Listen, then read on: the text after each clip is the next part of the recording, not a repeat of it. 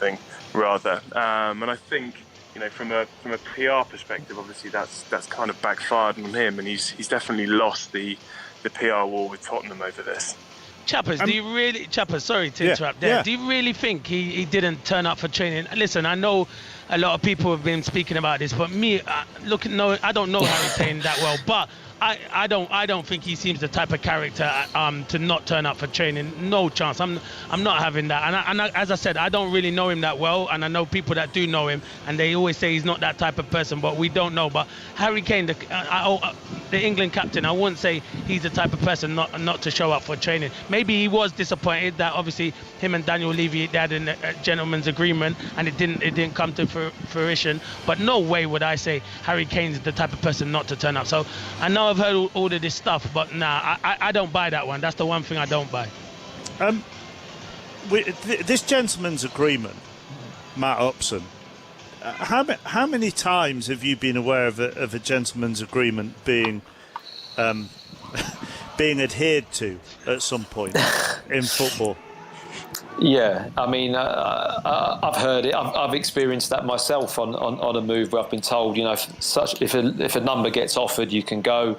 That number gets offered, no, you're still not allowed to go. It is one of those things in football that as a player, until it's really, really cast iron, there's always this massive element of doubt.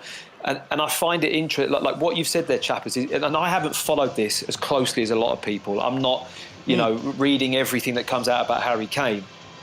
But I've never felt like it's been pushed that hard. Like you say, the offers aren't coming in, and then they're raising the bar, and then they're going again, and they're offering. I haven't read that there's all this activity around the transfer, which is why I feel, like you say, that he's stepped back, looked at it, and gone, well, I'm not massively unhappy being here. Okay, I might want to be somewhere else winning trophies, but it's okay. So, gentleman's agreement that he's had with Daniel Levy to sell him, well, Levy will just say, well, the offer hasn't been right for the club. And that will always be the primary objective of the chief executive, to look after the club's best interests. And Daniel Levy will feel that he's doing that, wanting to get the value the market value that he feels for Harry Kane.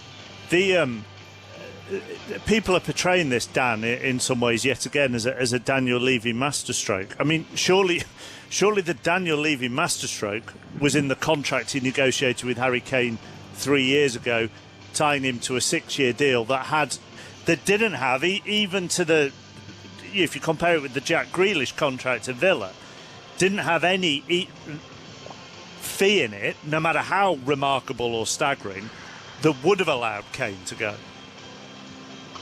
Yeah, I mean, I do think this is a win for Daniel Levy.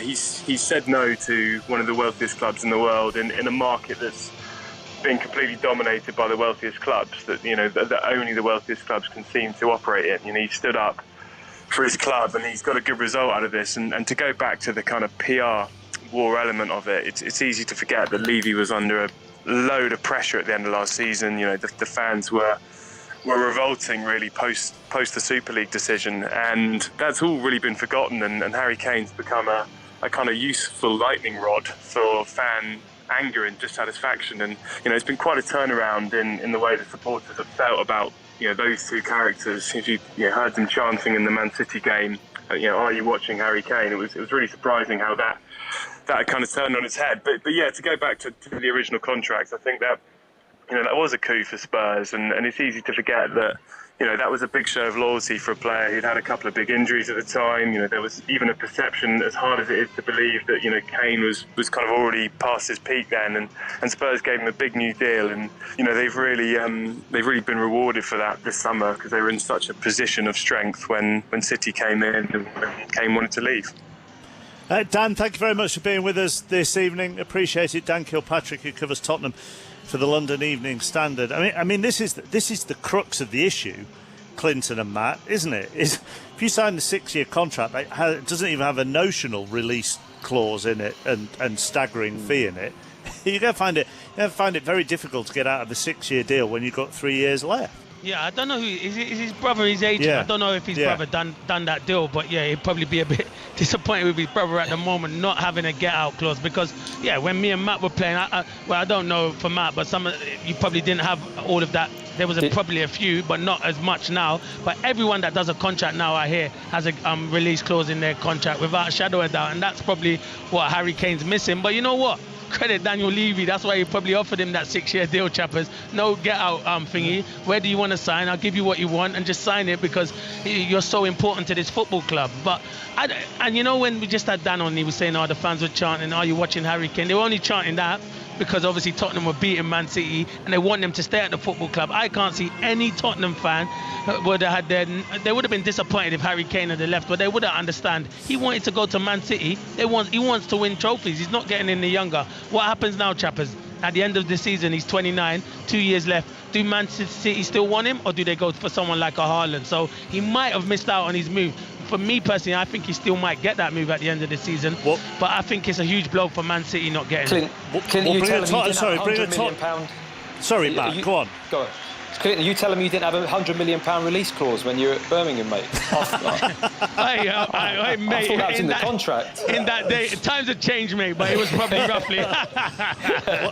Well, the way he spoke about release clauses, Matt, he suggested that you would never. I don't know whether it's because you were a defender, but that you would never have.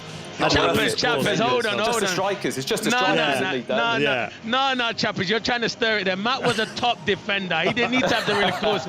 People would just pay the money. They knew how good he was, mate. We'll leave it on that. but look, you're both experienced, and Matt, you know what it's like in football. And Jamie Carragher has spoken about this many times. If you're 25 as he was, or 24, 25, and you sign a 6-year deal. Yeah. That's all your peak years guaranteed with one club. Now, at the time he signed, he probably didn't then expect Tottenham to decline in the way that they did over that couple of years. I think you're absolutely right, chappers. It's in the moment, isn't it? The feeling's high. Around that time, I assume, was that around the Champions League of run that Tottenham went around on? Then, around then. And everything felt great. The relationship with the manager was fantastic. The club was growing, and it's had a dip. It has had a dip, no doubt. But you never know what's going to happen in this game, and 6 years is a long time, isn't it? Let's face it, a lot can happen to a club or to a player in 6 years' time. So it works both ways. The security was amazing. I'm sure the deal's very good. It's a very, very, highly paid contract for Harry Kane, and rightly so. So it works both ways. But I go back to Daniel Levy and the club. It's there. Lost Matt there. Let's bring Sean Walsh in, who's a Tottenham fan from the Oh What a Night podcast. Evening, Sean. Hi, chappers. How are you? I'm all right. How are you? Yeah, the news has been good today, hasn't it, for Spurs fans, I guess? Yeah, I would have thought so. I mean, you tell me. Is there a unanimous feeling that is good news? I would have thought it is. I don't think it's unanimous, but is it not? It's 95%. There's still. I've come to figure that Spurs fans don't forget these kind of things. Not everyone, anyway. So I think it'll be one of those things where the longer the season goes on, the further we get away from this moment, the closer it'll get to 100. And when he starts scoring goals again, when he starts playing in front of the fans, in front of full crowds for the first time in 18 months, I'm sure the love will be there again. Could any Tottenham fan? I mean, this is a broad generalisation again, but could any of them sympathise with Harry Kane's position this summer? I think if you were to say before the transfer window, they definitely would have. Like when we came 7th after the just massive downfall we had in the back end of last season, a lot of Spurs fans would have just been like, you know what, he's so good. He's probably one of our best players ever, probably the best player ever. If he wants to go and win trophies at the very highest level, then fair play to him. I think it was just the manner of and the way that he went about it, the not showing up to training, just the general kind of distance from the club, trying to get out the way he did, the kind of stuff that was leaked in the media.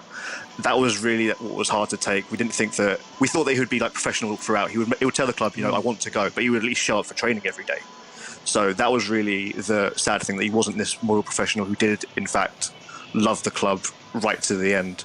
But we just have to kind of move past that now. He's still a committed professional. He's going to come to training every day now. He's going to work really hard, get in the team. He's going to want to score a lot of goals. He's going to want to, keep chipping away at that Premier League record to get Alan Shearer. He's going to want to break his trophy duck and Spurs' trophy duck. I think Nuno's spoken about before. We need to keep pulling in the right direction. How much is this a boost for Nuno and his stature at the club so early on in his reign? And also, bearing in mind your start to the season. Yeah, it's massive because, Nuno left Wolves at the end of last season. I don't think many people expected him, once he had left Wolves, to be the next manager of Spurs. We were linked with Pochettino and Conte, then Gattuso and Fonseca. And it almost kind of like fell to Nuno that it was just, okay, here's an option. He's Premier League proven. He did a good job with Wolves. He might be, we're not sure if he's going to take us next level, but he should at least keep Spurs kind of competent. And if he was to lose the top scorer and the top assister in the Premier League last year, that's such a huge mountain to climb already. Like, you saw how Wolves were last season under Nuno when Jimenez went down injured. And you feel that might have happened with Spurs when you look at the dependency on Kane and Son last season. But I think so far he's at least galvanised the squad, particularly the attacking players like Bergwijn and Dele and Lucas, that they can have big roles this season, even if Kane comes back in the fold and some of them aren't starting every week. It does seem like it seemed, obviously it's easy to say that we've won 2 games, but it does seem that the squad's a little bit happier than they were at the end of last season. It's a very carefully worded tweet, isn't it? Do you what, this summer? Yeah, well, yes, and so it sort of closes the door for now, but it will be pushed ajar again very soon. Yeah, I think we all kind of know that this isn't over. When we get to next year, he'll have only 2 years left in his deal. I think Spurs will probably have to have a big year to convince him that this is the place for him. Maybe we somehow break into the top 4, we win an FA Cup, we win the Conference League or whatever. But the market might be different by then. Kane might have another major injury this season. The big clubs are put off him again. Are City going to come back in for him, or are they going to look at someone like Erling Haaland or Lautaro Martinez? Kane's not going to be as attractive a prospect for these big clubs, especially when we're probably going to be asking for on the same kind of price. So I think he needs to keep his options open as well. It's not just about settling for this year. He needs to do the best that he can to kind of sell himself to these top clubs still. Chappers, just a quick one. Yeah. Yeah. I'm a Tottenham fan. I'll be honest. I don't know. I'm speaking to a Tottenham fan here. Was you literally think the fans were disappointed that Harry Kane wanted to leave? Let's be honest. The way even the start of this season, I wasn't optimistic of how it was going to go at Tottenham. You've just said it there. Nuno was about the 4th or 5th choice to get the Tottenham job. I think he'd already agreed maybe to go to Crystal Palace. That didn't work out. And obviously they have brought in a few players, but Harry Kane is not getting any younger. He's going to be 29. I know what football's like. It's a short career. He wants to break records in the Premier League. I totally get that. If he goes to Man City, you have to realise and hold your hand up, and this is me talking as a Tottenham fan, they're a better club, a better football team at this precise moment than Tottenham Hotspur. So you can't really be disappointed that Harry Kane wanted to leave and try to win trophies. Yeah, no, definitely. We don't begrudge that. It's just the kind of manner about it, because you think for the past few years he's been Mr. Tottenham, he's been the face of the club. Even like you speak to non-Spurs fans, not a lot of them don't realise that he's not the club captain. Hugo Lloris is the club captain. Yeah. People just assume it's Kane because he's the face of the club. Like, that's the kind of stature he holds. You think of Spurs, you think of Kane, and so to kind of do a 180 on the club like that in that kind of manner, like we don't begrudge him for wanting to go. It's just the way that he kind of did it. I did read something today, finally, and this may be a very naive way of viewing how it could have been done. But Sean, if he'd have put a statement out, sort of during the summer, going, look, I've tried to do everything, win whatever I could for this club. I've done my very best. It's the club I've been with since a boy, but it just hasn't happened. The way the club has gone in the last couple of years has been downhill rather than uphill since the Champions League final. Pochettino's left. I can't do any more. I want to win some trophies somewhere. Please let me go. That actually, it'd be very difficult to disagree with that, wouldn't it? But that doesn't happen in football.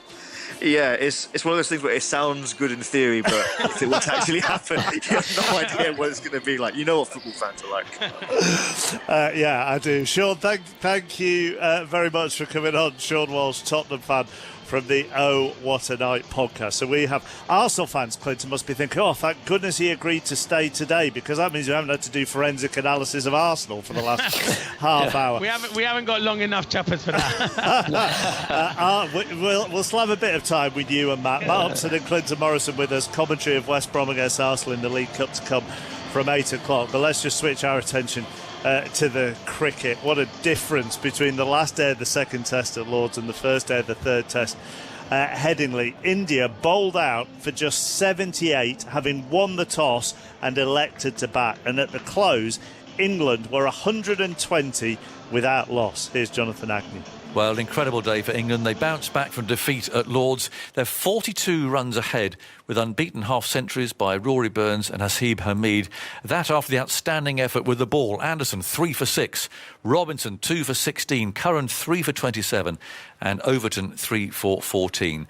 We'll get reaction from Michael Vaughan and the former Indian player Deep Dasgupta in a moment. But first, Eleanor Oldroyd's been speaking to James Anderson, who got England off to the best possible start this morning. James Anderson, it's a strange old sport, Test cricket, isn't it? It really is, yeah.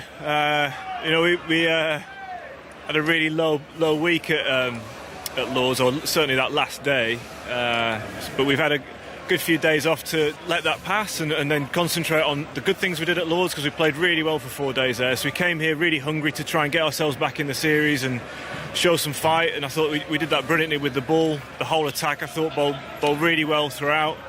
And then the two guys there back with the bat, again, showing so much skill and fight to get us in a really good position in this game. And tell us about the first 3 wickets. So you took the first 3 wickets, all caught behind, and when Virat Kohli was out, I don't think I've ever seen you look so happy. Yeah, I was definitely happy. I think we knew it was an important game. This is an important test match for us. So we wanted to start well. Losing the toss and then choosing to bat, it's always a tricky one as well. We weren't quite sure how the wicket was going to play, but I thought we just adjusted to the conditions really well. We got some seam movement and some swing movement early, and we just asked a lot of questions of their batsmen, and I thought, we got our rewards throughout the day, and I think everyone's sat up in the dressing room really happy. If Joe had won the toss, would you have been nagging at him to let you have a ball anyway?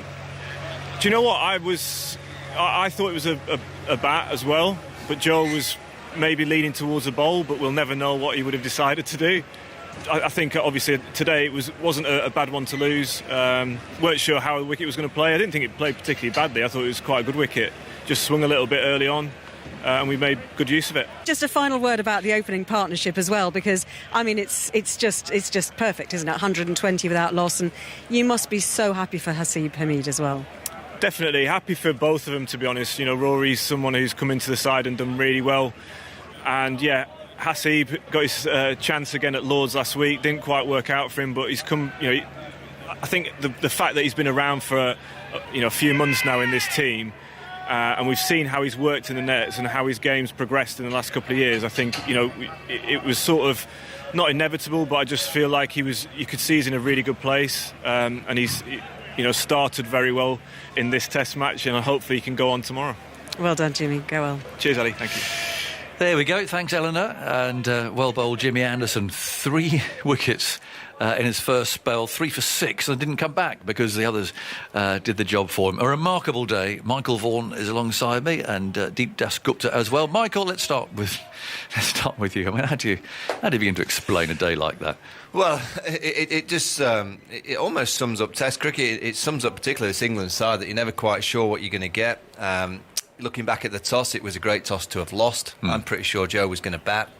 I'm absolutely with Jimmy Anderson. It did a bit. It swung, it seemed, but you only have to look at the second half of the day when England were batting. That was flat. So India only had to do the hard yards for 30, 35 overs. You're not going to go through 35 overs at Headingley on the first morning without losing a wicket or two. But what you have to do as a batting unit is make it very, very difficult. You can't offer mistakes. And I thought the tone was set from that drive in the first over by KL, the player in form, the player that India have been looking to. And he played such a poor shot in that first over. The outside edge was found. Pujara looks all at sea. He just looks like he's lost his mind, he lost his technique. It looks to me like he's playing purely for survival. Jimmy found the outside edge of Pujara, and then it's pressure, and the ball was swinging around nicely. And then I felt that India got stuck in a bit of a rut, particularly Rohit Sharma, who's such a good player, that he was almost, again, just playing for survival. Jadeja just played for survival. You're looking at Rishabh Pant, he played like a half-and-half shot. That's not Rishabh. England were excellent. And you're looking at, Overton, who came in, Robinson once again showing his worth. When the ball's moving and like that, Aggers, I have no concern about an England bowling attack. It's no concern, we know that. But what really impressed me was the batting, because on any wicket over the last few years, let's be honest, we generally have always said, forget the wicket, forget the conditions, England will be 30 for 3, generally is always the case. So for that pair to go out and play with so much clarity and control and have good scoring options, to see Hasib play, Test cricket, and to see him defend so well, leave the ball so well. But you know what? When he got the opportunity to score, he took it. Yeah. So when he got those short balls outside off stump, he was good enough. He got for he was good enough to score boundaries, and that's what you have to do at this level. You have to put a counter punch in.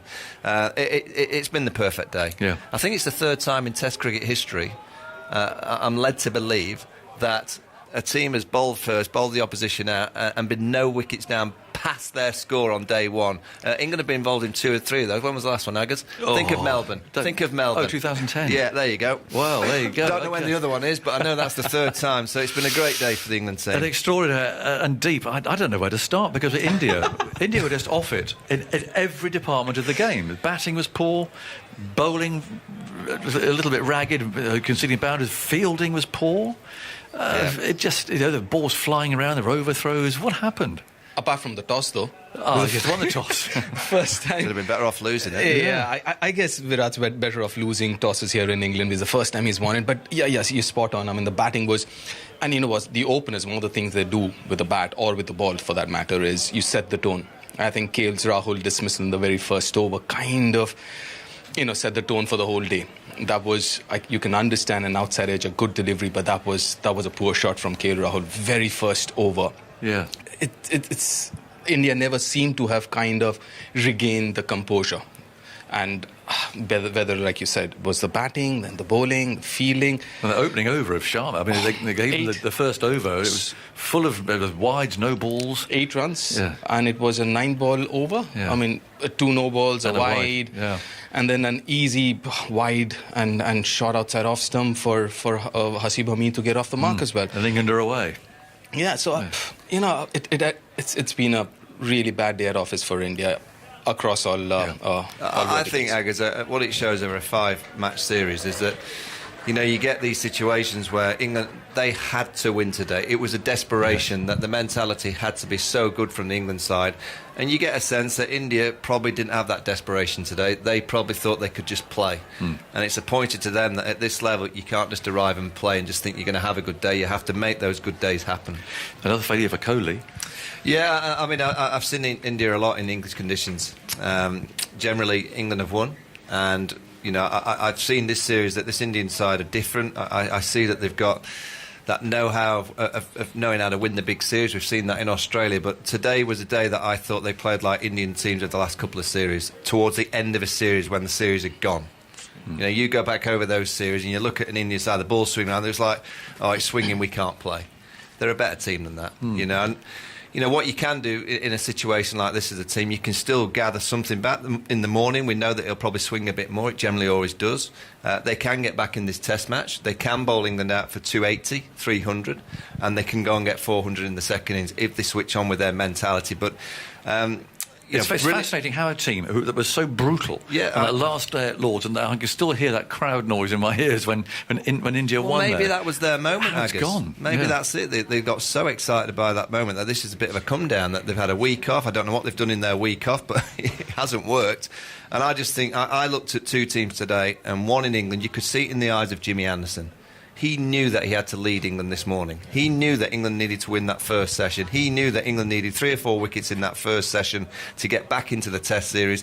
There was no other option for England but to win that opening session. Whereas for India, the 1-0 up, there's 2 to play after this. Just in the back of their minds, they were thinking, probably, we desperately don't need this win today. And it's about winning that key moment. And India won it at Lords on that last day. England won it this morning. It's gone a long way for England to get back in this series. Quick word about Hamid, deep. I thought very, very impressive. He looked busy. The only thing I would really want to see him against the short pitch bowling. I still haven't seen any bouncer from the Indian bowlers as yet, but he looked very, very comfortable batting out there, and especially batting as an opener, because he's made a comeback now finally as an opener. And most important part is he's looked busy. He's looked to score runs, not just hang in there. And as Michael was mentioning, few of the Indian batters didn't look like that. But if you look at him, he's always looking for an opportunity, even when he defends it. The first reaction is there a single around there? Lovely. OK, well, thank you very much indeed, you two. It has been a most extraordinary day. So run through the scores again. India bowled out for 78 in 40.4 overs. And of the 78, 16 were extras. And in reply, England are 120 without loss. So highlights on the iPlayer now. Watch them whenever you like. And live commentary on 5 Live Sports Extra from 10:45 tomorrow morning. From 8 o'clock tonight, we're going to bring you full commentary of West Brom against Arsenal in the League Cup. The other two matches tonight kick off at 7:45. Let's start with Newport County against Southampton.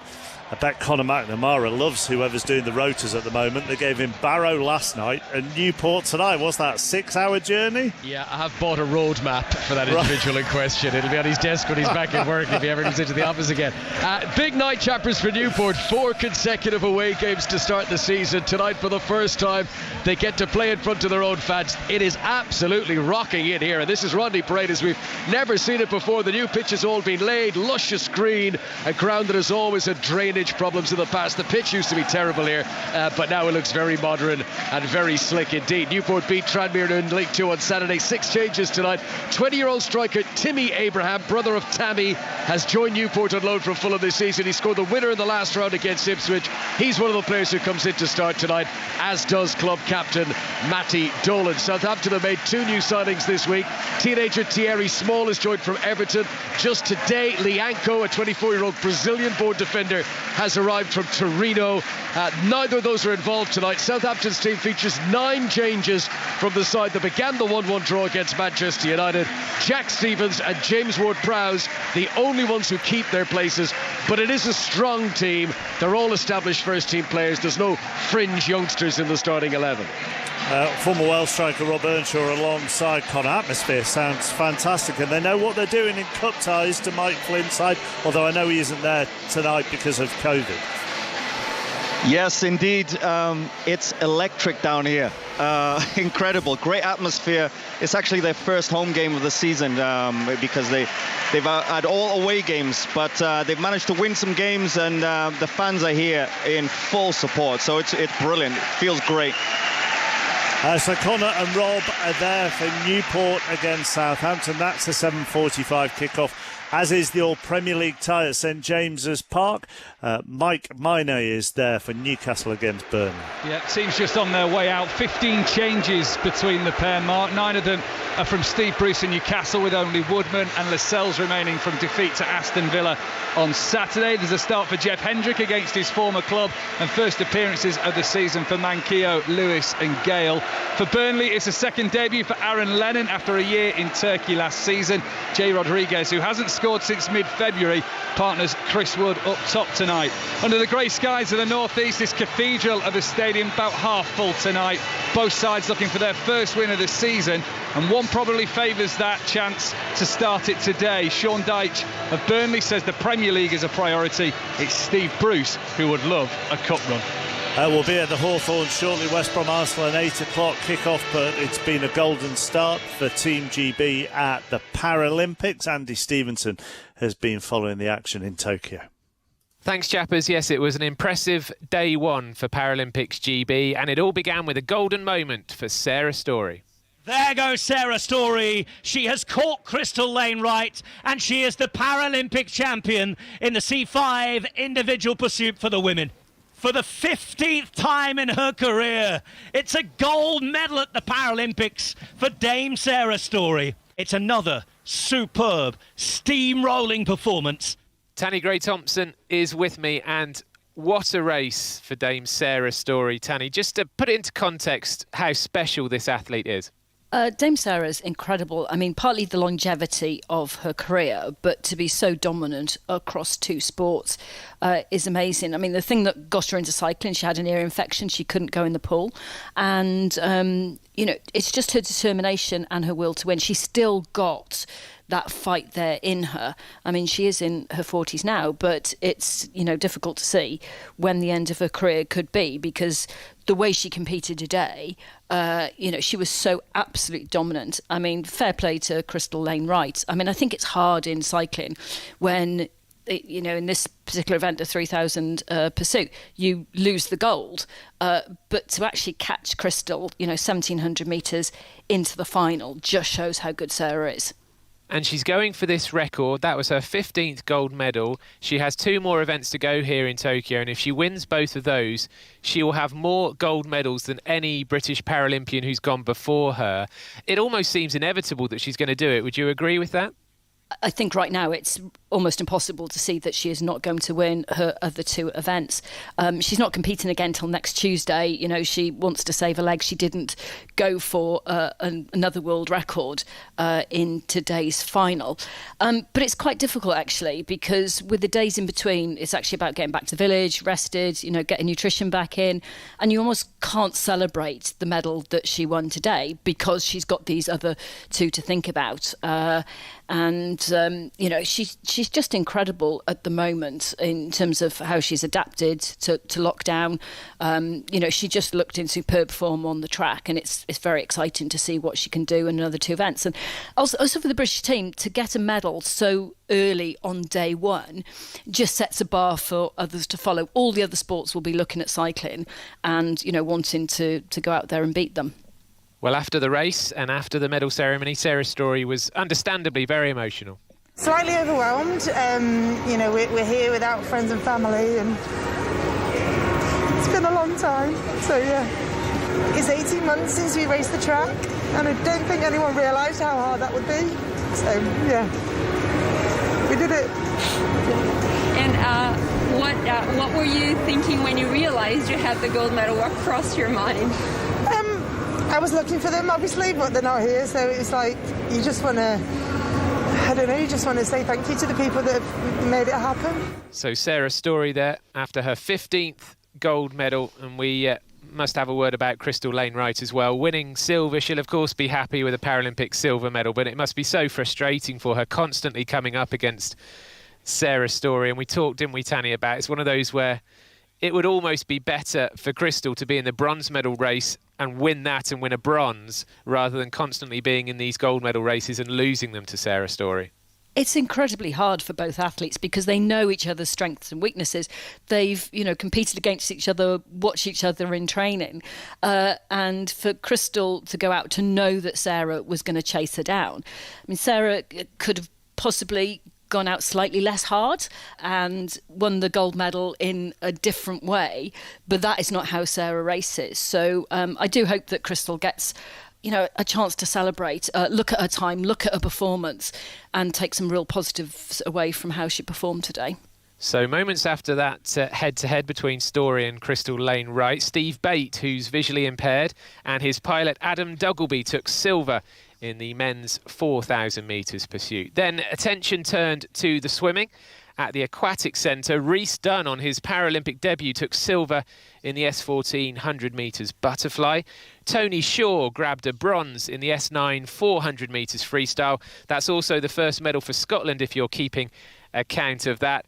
And Tully Kearney led all the way in the S5 200 metres freestyle, but was pipped right at the finish and has to accept silver. It was one of those races, I don't know if you saw it, Tanny, but Tully Kearney will not want to watch that race back. 2 other lines in wheelchair rugby. It finished Great Britain 50, Canada 47. And Will Bailey won his first group match of the table tennis, 3-1 against Maksim Chudzicki of Poland. It's been quite a day one here in Tokyo, and there's plenty more to come tomorrow. And Andy and Tanny will be back tomorrow on 5 Live Paralympic Breakfast from 6 a.m. How's it begun at Newport, Connor? Yes, this game taking off just as we expected it would do. A huge roar for the crowd, the very first attack of the game from Newport. I've been here many times in recent seasons when they've taken on the boys from the top tiers of English football and really upset a lot of them. They love to claim a scalp down here. Southampton, though, 9 changes in the weekend, however, still a very experienced team, the likes of Fraser Forster in goal, Jack Stevens, Ward-Prowse, Redmond, Diallo, Bednarek, Valerie. This is not a weak Southampton team at all. They'll expect to go through. 0-0, we've just started. Mike Mine is at St James's Park for Newcastle Burnley. 3 gone here, 0-0. Newcastle with the early runnings. Manquillo's just put in a decent delivery from the right-hand side, but Wayne Hennessy, his first touch was a comfortable one in a Burnley shirt. Newcastle fans up for this by the sounds of it. Newcastle 0, Burnley 0. Let's concentrate on our commentary then from 8 o'clock. West Brom against Arsenal. Clinton Morrison and Seb Hutchinson are at the Hawthorns. Matt Upson with us as well. It's a weakened West Brom team, this, Matt. So is this a no-win night for your former club? As in, if they win, it's still not a positive thing, chappers, because it would be seen as against a team of young players who don't play. So I get the point you're making. I think for Arsenal, it just doesn't even go to that place in terms of the result, almost. It just goes to the place of where we need to see a performance from an Arsenal team that looks committed, that looks fit, that looks high tempo and that looks aggressive and on the front foot. And I mean in their attacking play, I mean in defensive aspects of the game, but in decision making as well, being aggressive with your passing, taking people on, crossing the ball, just applying pressure to teams in a sustained way. And I think the performance here is everything. Obviously people look at the result and the expectation to win in this game is huge for Arsenal, but people just want to see a performance that's put together of a group of committed players, and it's got to that place where that basic level requirement needs to be seen from an Arsenal team. Would you agree, Clinton? Yeah, 100% I'd agree. I did the game Arsenal-Chelsea, and I sat around near the fans on the week. They're not happy. After 10 minutes, the Arsenal fans were up for it, and they were cheering on their team and stuff. But after they went to go down, chappers, they just folded like a pack of cards. I didn't see anyone closing down. People were closing down individually, and it just at one stage I was looking and I was thinking, do these players want to run around? And one in particular, and I don't feel like I want to pick on him, but I am. It's Pepe. He lets me down. I'm watching him tonight in the warm-up, and he wants to point at everyone else and not do his own job. He's a winger, and in this football club, he don't take the fullback on at all. They paid a lot of money. He has to start delivering for me. Because on the weekend, when they took off Saka, and I know he's just come back, and obviously they went up to full tilt, but I weren't happy with Arteta making that decision. I would have dragged Pepe off. Seb, you've covered a lot of football in your time. It strikes me that Arsenal are in that horrible situation as a football club where one positive result doesn't change the narrative around the club because there are so many things that it would appear need sorting out. But a negative result increases the doom and gloom tenfold. Well, if they were to lose tonight, I mean, that would be the next level, really, considering the team that West Brom have put out with 5 debutants as well. And Arsenal have made plenty of changes, but they've still got a strong side out. Captain Aubameyang's back as well. Man City at the weekend, and then Norwich at home the following week. So just say we were in a scenario where Arsenal had lost all of those games. What do you say then? Because there's always a point. What's the tipping point? And it's been hard to tell with Arsenal, probably more than any other club, what their direction is. Are they a club that are happy just to tick along now, it seems, in mid-table the way things are going? They've invested a lot of money, but not necessarily in players that you feel are going to take them back up to where their fans feel they belong, which is, I imagine, amongst the Champions League places. Chappers, was I listening to the other night to your Monday night club? I don't know, were you? Yeah, well, only you can tell me that. Listen, I heard Michael Richards say something about Arsenal find it hard to attract the big players, and I totally agree with him. And at the moment, it seems like the way they're spending and bringing money, they brought Odegaard back. Let me tell you something. If they wanted to sign Odegaard, why didn't he come at the start of the end of the season? You know what he did? He went to Real Madrid, thought I'm going to have an opportunity there. It didn't work out, and then Arsenal went and signed him. But I can understand, he did do all right for them last season. But I don't want him to replace Smith Rowe, because Smith Rowe, for me, at the start of the season, has been Arsenal's best player, and I want to see these youngsters progress. So at the moment, I just look at it, and Arsenal are trying to sign younger players. With Ben White, obviously at the moment got COVID, he's missing. They are trying to sign these players, but I don't know what direction they're going in at the moment. And Arteta, go on, mate. Yeah, go on. Just quickly, what do you think the main reason is why you feel that Arsenal would struggle to recruit good players at the moment? I don't. Is it because they're not ever going to be challenging and everyone wants to play Champions League football? Because let me tell you something, and I don't like to keep harping on about years gone by, but Arsenal were formidable. Everyone wanted to go and join Arsenal when they had that team, when you were there, and the players that you had around there. The team was fantastic. If you look at it now, I feel like I'm talking to people nowadays, and they're just saying Arsenal might just make it into the top 10. We shouldn't be talking about Arsenal like that, Matt. It feels like the telling point is that you've got fans of clubs like Chelsea, Manchester United, who I've heard recently, they've almost had pity for Arsenal. Or they've almost said, oh, I miss the Arsenal of the Henry days. I miss the Arsenal of the mid-90s even. And we're bringing up stats all the time about, 1995, that was the last time they played in the second round, the last time they didn't have a European season and all this sort of stuff. And it's just incredible what's happened to the club in recent years. I think other than the fact that there's no European football, which is a massive thing for drawing players, I mean, Clinton might vouch for this, but I feel that as a player, there's a feel around a club as well, isn't there? When you're thinking of going somewhere, they might not be in a position in the league, or their team might not be as strong as maybe what you think, but there's a feel about the club, or there's an attraction from somewhere. Might be the manager, might be other aspects, the dressing room, whatever it may be. And I think that's a massive thing as well, that you step back and look at the club, and it's just not in a good place in that sense. So no European football, and that's not there either. That point of it not being attractive to a player, you have to agree with. But therefore, again, Matt, you're going, there's so much more going on here. So it's a very unfair. Is it an unfair week to judge Arsenal? The European champions on Sunday, a League Cup tie tonight, and then the league champions on Saturday. No, it isn't, because it doesn't matter who you're playing. It doesn't matter what players you put on the pitch. And this annoys me a little bit. We talk about, or you'll hear things about, they've had a muddy pre-season, there's players missing, or we have played Chelsea, or we've played Brentford as well. And it's kind of like, it doesn't matter. Again, I go back to the result is obviously hugely important in football, but people need to step back and say, well, this team's given me something. I'm watching it and I'm actually enjoying what I'm seeing. We can watch Southampton play at a high tempo, full press, fully committed. You watch Brentford, all these teams that have that about them, a list of many others too, and it's missing. So you can judge them against Chelsea, or you can judge them against the team that's near the bottom of the table. It doesn't matter. The supporters and everyone watching the game isn't seeing what they need to see in order to go, this club's going in the right direction, or it looks exciting, because it's just lost that. It doesn't have it. Matt Upson with us this evening, Seb Hutchinson and Clinton Morrison ready to go at the Hawthorns. For now, Matt, thank you. Let's head back to Newport. Conor McNamara and Rob Earnshaw. Where we've just had the opening goal. It has gone to Premier League Southampton, scored by Armando Broja after an absolutely blistering shot from Nathan Redmond hit the crossbar. He must have been close to 10 yards outside the penalty area when he hit it. It comes back off the crossbar. It falls to Broja, who bundles it into the net. Newport, Rob Earnshaw, we're hoping he might have been offside, but it looks like the goal stands. It does, yeah. I mean, the shot from outside of the box was a bullet. I think the goalkeeper got a touch, but it's great composure. I mean, I'm all for strikers and that composure. So great composure.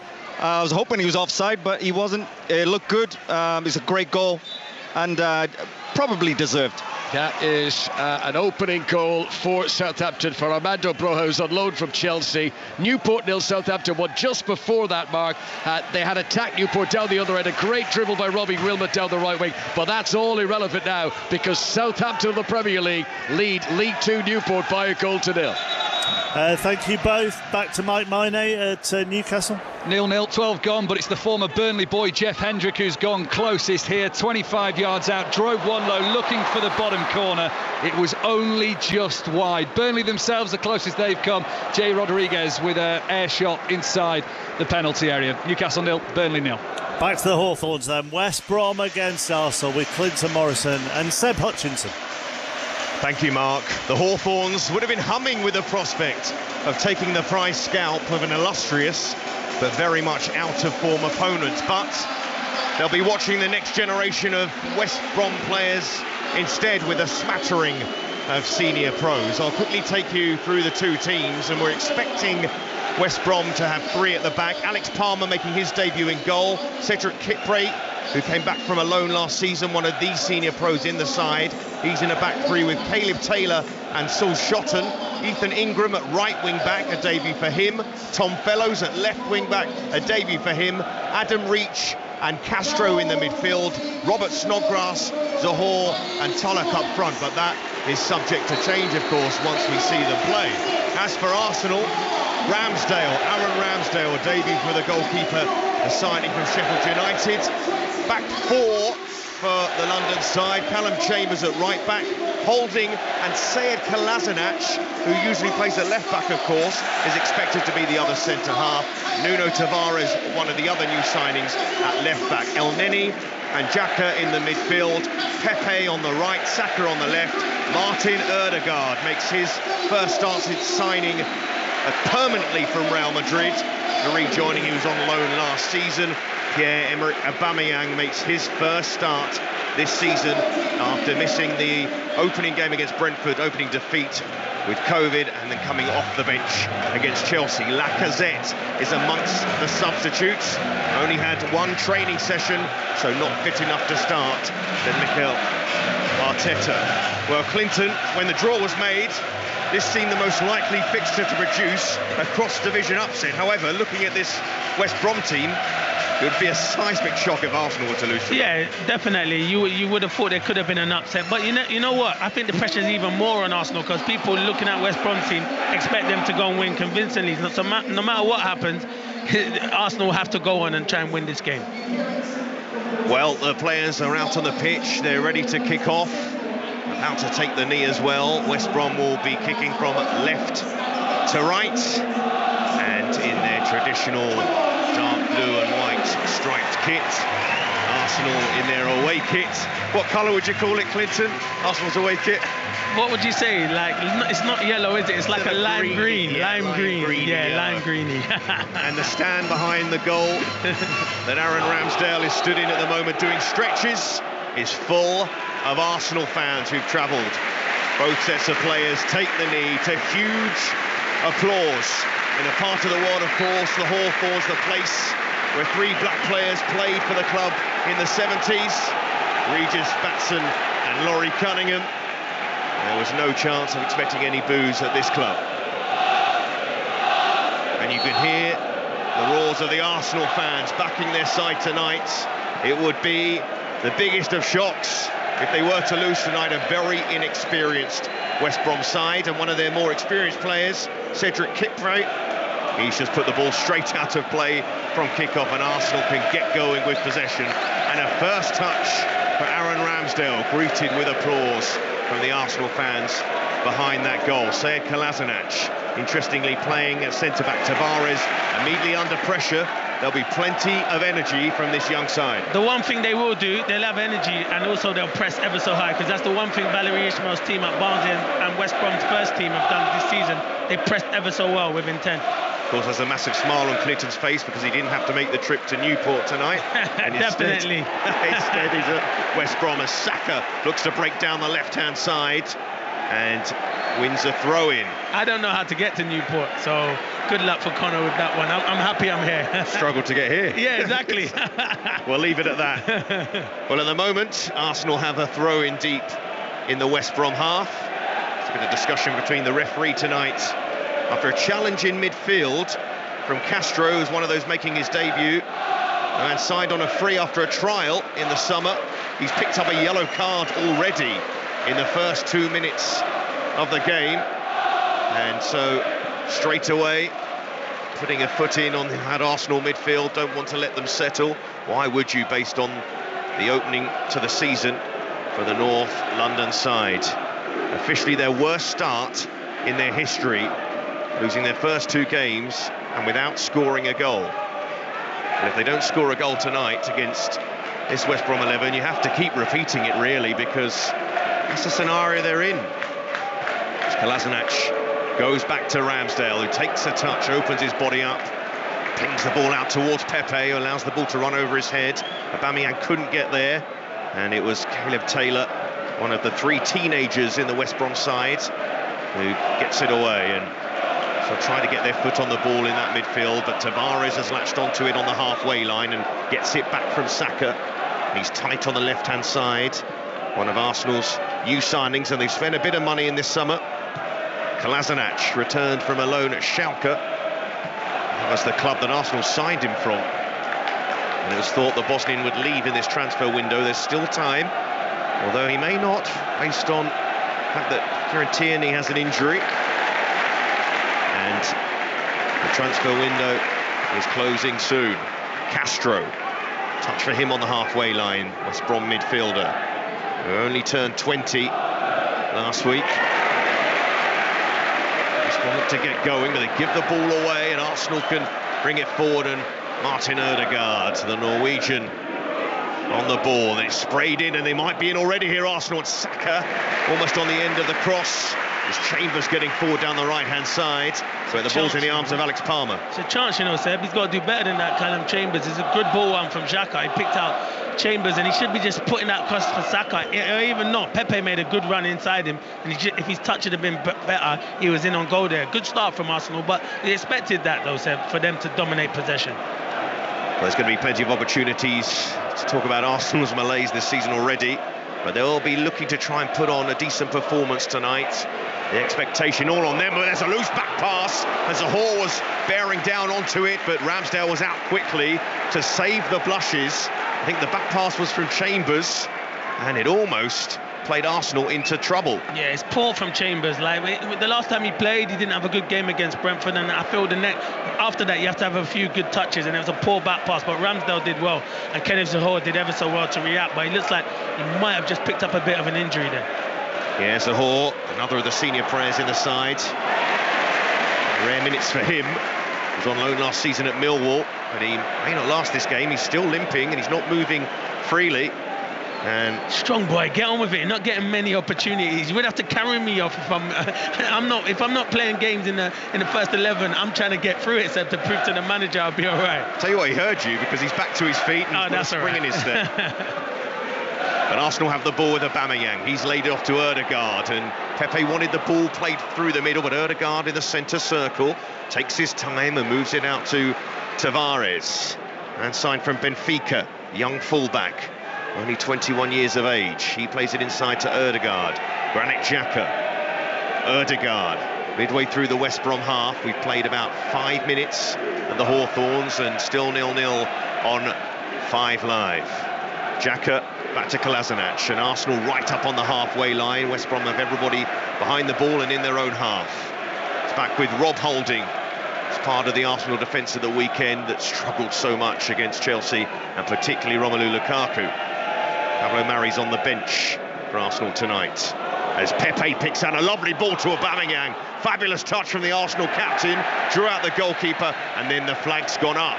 As Arsenal put the ball in the net, the Arsenal fans think it's a goal, and you hear the ironic cheers from the home fans. It's not a full Hawthorns, but there are plenty in attendance tonight. Yeah, it was a great ball, and it's a good run from Aubameyang. It's a great touch, but you know what? The goalkeeper Palmer just done enough, really and truly. And you know that's the biggest cheer of the night, the referee falling over, Seb. He's just fell over, the referee. You rarely get a bigger cheer besides a goal, do you? I don't know what it is about that, but David Webb is back to his feet. He's just adjusting his armband. It's a great tackle. No one was near him. No one was near him. I don't think the players are that bothered. I don't think the players noticed, actually.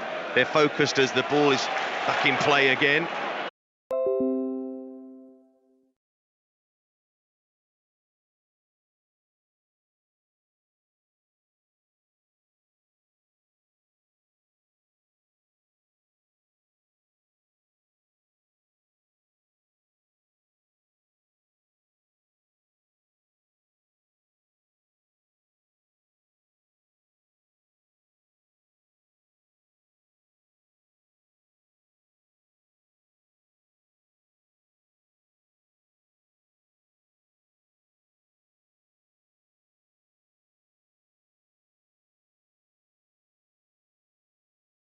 the ball at the moment, and Snodgrass, a short pass, and Fellows has it on the left-hand side. And at the moment, both sides can't hold on to possession for too long. But you have to say it's Arsenal who look shaky when trying to pass the ball out from deep in their own half, which is a worrying sign. There's a challenge from behind in midfield on Xhaka, who went to get up, then went down again. Yeah, that's poor from Xhaka. It's a foul, but don't try to milk it and roll around 5 or 6 times to get the youngster booked. It is a foul, and he's a person who likes to make many of them throughout his career, so just get on with it. Well, West Brom with Taylor Gardner-Hickam on the pitch making a challenge, and it wasn't the prettiest challenge, actually. Maybe I was being a bit harsh then. Yes, and now the referee's still struggling with his arm.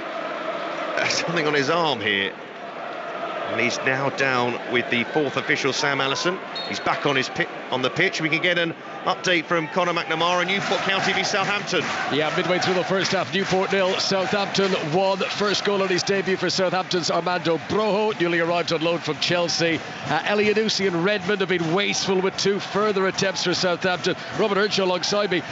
Newport are finding this very difficult because they're trying, but they're up against quality opponents.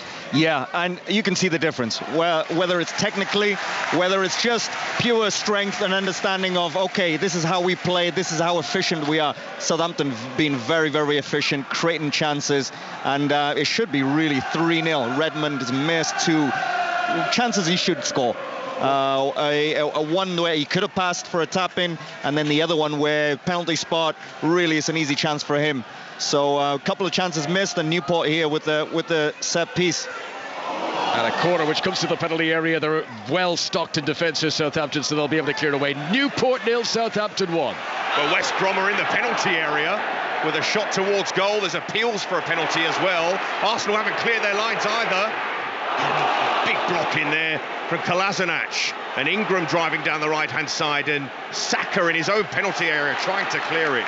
Arsenal under pressure here as Castro has it for West Brom. They've linked up nicely, the home side, and then they have a shot at goal, turned wide by Ramsdale. Huge pressure from the home side. They do well. Fellas does well. Even in the first instance, he should do well. He should have set it back to Snodgrass, but it's a bad set. But he picks it up, comes in on his left foot. It's a good strike and a good save from Ramsdale. But so the one thing about this is they've got the fans behind them, these youngsters, and they've started ever so well on the front foot. Yes, Taylor Gardner-Hickam with a shot from just outside the penalty area. A late addition to the West Brom lineup. A young player all the same. They've played it short, and that's caught Arsenal out. And a shot just wide. Arsenal had fallen asleep at the corner. The corner was played short, and goodness me, the visitors are under a lot of pressure already. And it's gone behind for a goal kick to be taken by Ramsdale, so we'll go back to Newport and Conor McNamara.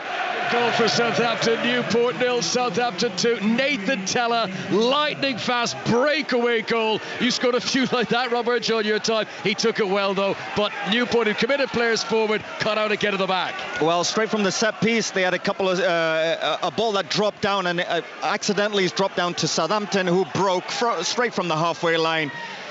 3 players attacking. It's a 1v1 with the goalkeeper, and he's just given the eyes and put it to the side. It's a great finish. Newport 0, Southampton 2.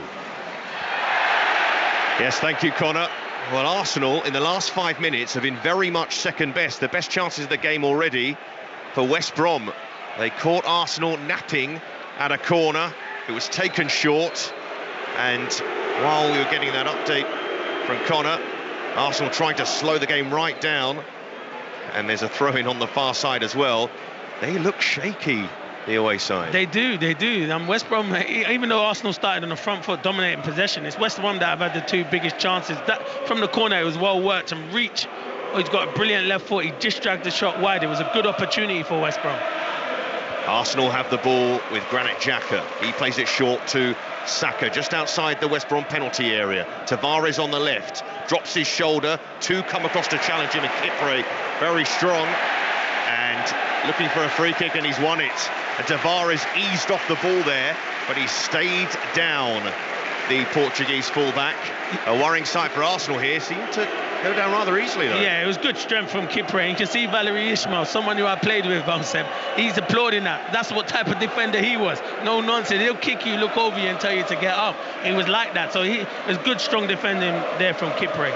Sayed Ajayi is one of the senior players not involved tonight. He said the last 3 West Brom managers have all been defenders, so that's benefited him.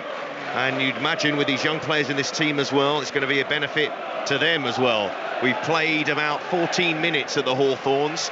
Still 0-0 between West Bromwich Albion and Arsenal in the second round of the League Cup on 5 Live. And Newport 2 goals down to Southampton at the moment. In an earlier kick-off, it was 7:45 for that game. Thought that ball was coming to us there, Seb. I thought you were going to head it. No chance. No chance at all. It's a clearance from Arsenal in their own half, and West Brom have a throw-in through Ethan Ingram.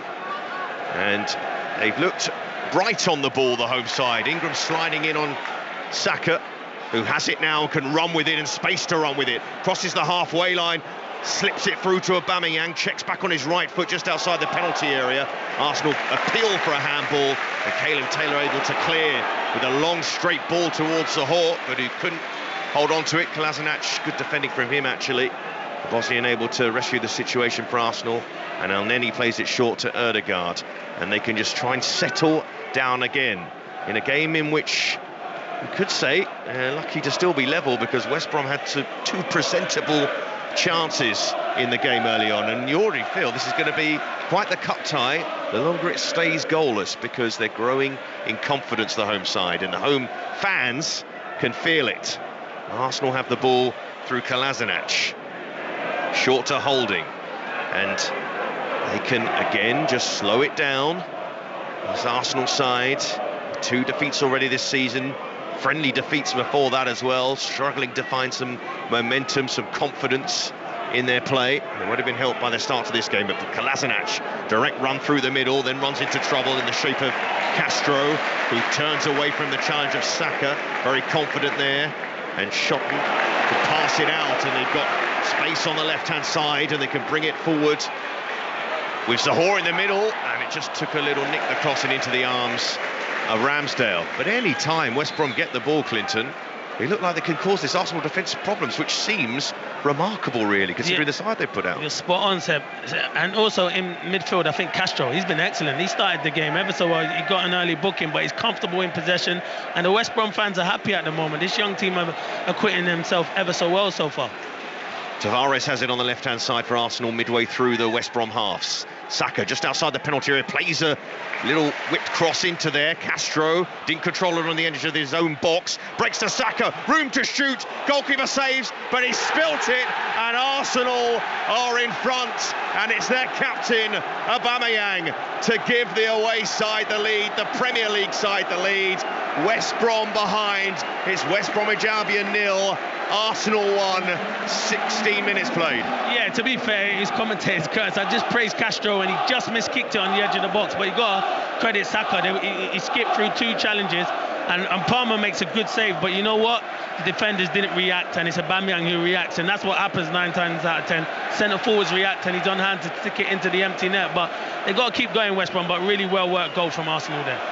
Yeah, the captain off the mark for the season, and they'll need him to score a few. There's been question marks even about his place as well, and it's a difficult opening to the game for Arsenal, but that will certainly settle them down. Let's get an update from St James's Park. Mike Miney. 0-0, 33 gone. Couple of opportunities for Newcastle to get the Gallagher end on its feet, both coming from Jeff Hendrick, all from outside the box. Pile drivers looking good, just a few too many Burnley bodies in the way. At the other end, Jay Rodriguez went for the spectacular chest turn volley, but it was nearly caught by the Burnley fans high up in the away end here, and if you've been here, you know exactly how high that is. 33 gone, Newcastle 0, Burnley 0. Yeah, wonderful stadium, St James's Park, and as Mike said, yes, very high stands indeed. Arsenal with a little bit of spring in their step. Ødegaard, though, taking a chance and losing it. And now maybe West Brom can make something happen, because when they've got balls into the box, Arsenal have looked stretched. Zahor just waiting outside the 6-yard box for the pullback. It hasn't come to him yet. Then He tries to send it in, might break to Castro. Nice touch in the penalty area, brought it down beautifully. Trying to fashion a shot all by himself, probably needed to square it. Ingram sends it in towards that penalty area and away by Holding. But West Brom have everybody in the Arsenal half as they look to respond. They're a goal behind at home after a bright start to this game. And they're looking to combine in midfield as Castro plays it short and they can get going again. West Brom, the home side, play it out. Who's shot into the right-hand side and Ingram back inside looking for Fellows. And the youngster made the run, but Arsenal able to clear. And they could be dangerous on the counter as Saka plays it out to the right-hand side and Pepe, who will keep it in play. Tight on the right touchline. Now he can run the defender Pepe. All the tricks, step overs, trying to drift past, but slowing the game up and running into trouble. Too slow. He's playing against a youngster. Just get the ball out of your feet and take him on. Credit the youngster. It's really good defending to be faced. Stands up. He doesn't dive in, but you got to do better, Pepe. Has to do better. Well, Zaha down again, and that's the second time he's gone down in the opening 20 minutes of this game, and that's never a good sign. And now they're going to have to get some treatment for the forward, who was on loan at Millwall last season and now crossed into the side tonight. So a bit of a problem at the moment, but it does give me a chance really to let you know that right now on Sports Extra cricket commentary of Notts Outlaws v Hampshire Hawks in the quarter-final of the T20 Blast. And then tomorrow morning from 6 a.m, 5 Live Paralympic breakfast with the great Tanny Gray-Thompson and Andy Stevenson. They'll keep you across the action with Sir Lee Pearson going for a 12th Paralympic gold medal in equestrian, and Ellie Simmons will get her 4th Paralympic Games underway in the pool. Then 10:50 a.m, test match special, ball-by-ball commentary of England v India. England having a fabulous first day. Well, day 2 tomorrow, the 3rd test at Headingley, and commentary on 5 Live Sports Extra. And then 7 p.m, a special programme with Mike Costello reflecting on his boxing and athletics career at the BBC as he heads off to pastures new. But Conor McNamara very much still with us, and he's got an update from Newport. 12 minutes to go to half-time. Still Newport County 0, Southampton 2. Broha and Tella with the goals. Robert Urchus alongside me. What do you think of Newport's chances? It looks so difficult to get back into this. Right now it's impossible, I'm afraid. Southampton just look dominant. They are creating chances. They're very composed when they need to. And it's just too many chances. I mean, they're 2-0 up right now, and it could be 5 or 6 already. But Newport just want to hope for a counter-attack. That's really, or a set piece. That's really what they're looking for. Newport's first game on this new pitch, which is gleaming and shiny and new, and Southampton are the ones very much enjoying playing on it. Newport 0, Southampton 2. Thank you, Connor.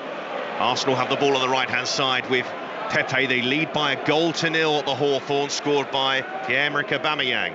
Pepe, clever ball inside to Chambers. He tries to pull it back, and it will be a corner to Arsenal on the right-hand side. Warm applause from their sizable travelling support, Clinton.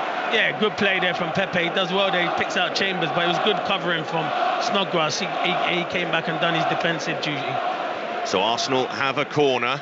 They're 1 goal up midway through the first half of 5 Live between West Bromwich Albion and Arsenal. Second round of the League Cup. Pepe to take the corner. With that left foot of his, Arsenal have a fair few left-footed players in this starting lineup, about half the side, which is a bit of a rarity. But the ball played across to Saka on his left foot. He might fancy a shot just outside the D, but he's laid it back, and Arsenal start again with El Neni in the centre circle. A chance for West Brom to get out, but they didn't get out. Instead, they're still pinned back. And the ball's on the left-hand side, level with the penalty area with Bukayo Saka, and he drifts inside on his right foot, looks to bend one, there's a little deflection, and somehow Ødegaard with an open goal misses it. I don't know how he's missed that, Ødegaard. I'm shouting here, go Seb. I know it's on the byline and it is a tight angle. From where we are, it looks like he should hit it, score, but he hits the outside of the post. But yeah, West Brom are hanging on at the moment, and they need to stay in this game because Arsenal are growing in confidence and getting on top. But it's a great chance that is from Ødegaard. We had a scenario there where Ødegaard, the angle was tight, but he also had Rob Holding in the middle, holding his arms out to say, why didn't you pass to me? Yeah, because if you're going to shoot from there, you have to pull it in the back of the... If not, you could have squared it, and Holding's got a tap in. But Arsenal, nevertheless, still lead by a goal to 0 at the Hawthorns. After a tricky start to this game, they've been able to settle somewhat. And if you are just joining us, West Brom making 11 changes from the weekend. They've got several teenagers out there, and one of the senior players they do have in Kenneth Zohore he's gone down twice, but he's still stayed on the pitch and he's hanging in there. They were warming up a sub. It's given away by young Castro in the midfield, and this could spell danger again for West Brom. And Pepe running and then almost playing a pass. He was expecting Chambers to be there, but it wasn't a very helpful ball. And Adam reached back there on the cover. Yeah, young Castro, he started off ever so well, but he just has to sometimes keep it easy. He always wants to do a trick before, keep it simple. You can see Valerie Ishmael like putting his hands in his head. They need a spell of possession at this precise moment, West Brom, because they're under big pressure. They are under big pressure. Only one of this starting lineup has actually scored for the club. So there's going to be a first tonight if they were to find the net, you would think. And that one player has scored, Kenneth Zohore, may not be on the pitch much longer. In the meantime, Arsenal dig out across towards Aubameyang, and is into the arms of Alex Palmer. And he is one of 5 debutants tonight for West Brom. And to make that 6, because Taylor Gardner-Hickam, who wasn't on the original team sheet, was a late addition to replace Ryan Tulloch. Well, he is making his debut tonight, so that's 6 debutants for West Brom. And they have the ball with Cedric Kipre, who clips it forward towards Tom Fellows, one of those making his bow for the senior side. Several academy products. They've got a lot of pride in that setup in this part of the world. It's laid off by Saka to Tavares, who's put under pressure from Ingram, who's been tight to him all evening. But Zohore wins it back midway through the Arsenal half. It's now in the centre circle with Snodgrass as Aubameyang slides in to try and win it back, and then Ødegaard, but Snodgrass turns away from both of them and holds off the challenges, and they've worked it well to the left and reach. Tried to play it inside here, but Arsenal have plenty of bodies back and they win it back. Xhaka to Saka in the middle of his own half, and steps away from challenges. Bukayo Saka, he did brilliantly there to skip past challenges, but then the pass couldn't find Aubameyang, as Arsenal have it back in their half with Kolasinac. He plays the ball out to Tavares. He's got a bit of room to run into, but he checks back to look for support in the shape of Switzerland's Granit Xhaka. Now El Neni, the Egyptian, in the West Brom half. He plays a nice ball between the lines in towards Bukayo Saka, works it out to the left, and Tavares gets past Ingram, then checks back, has to take him on again, tries to play the crossing with his weaker right foot, breaks to El Neni just outside the box.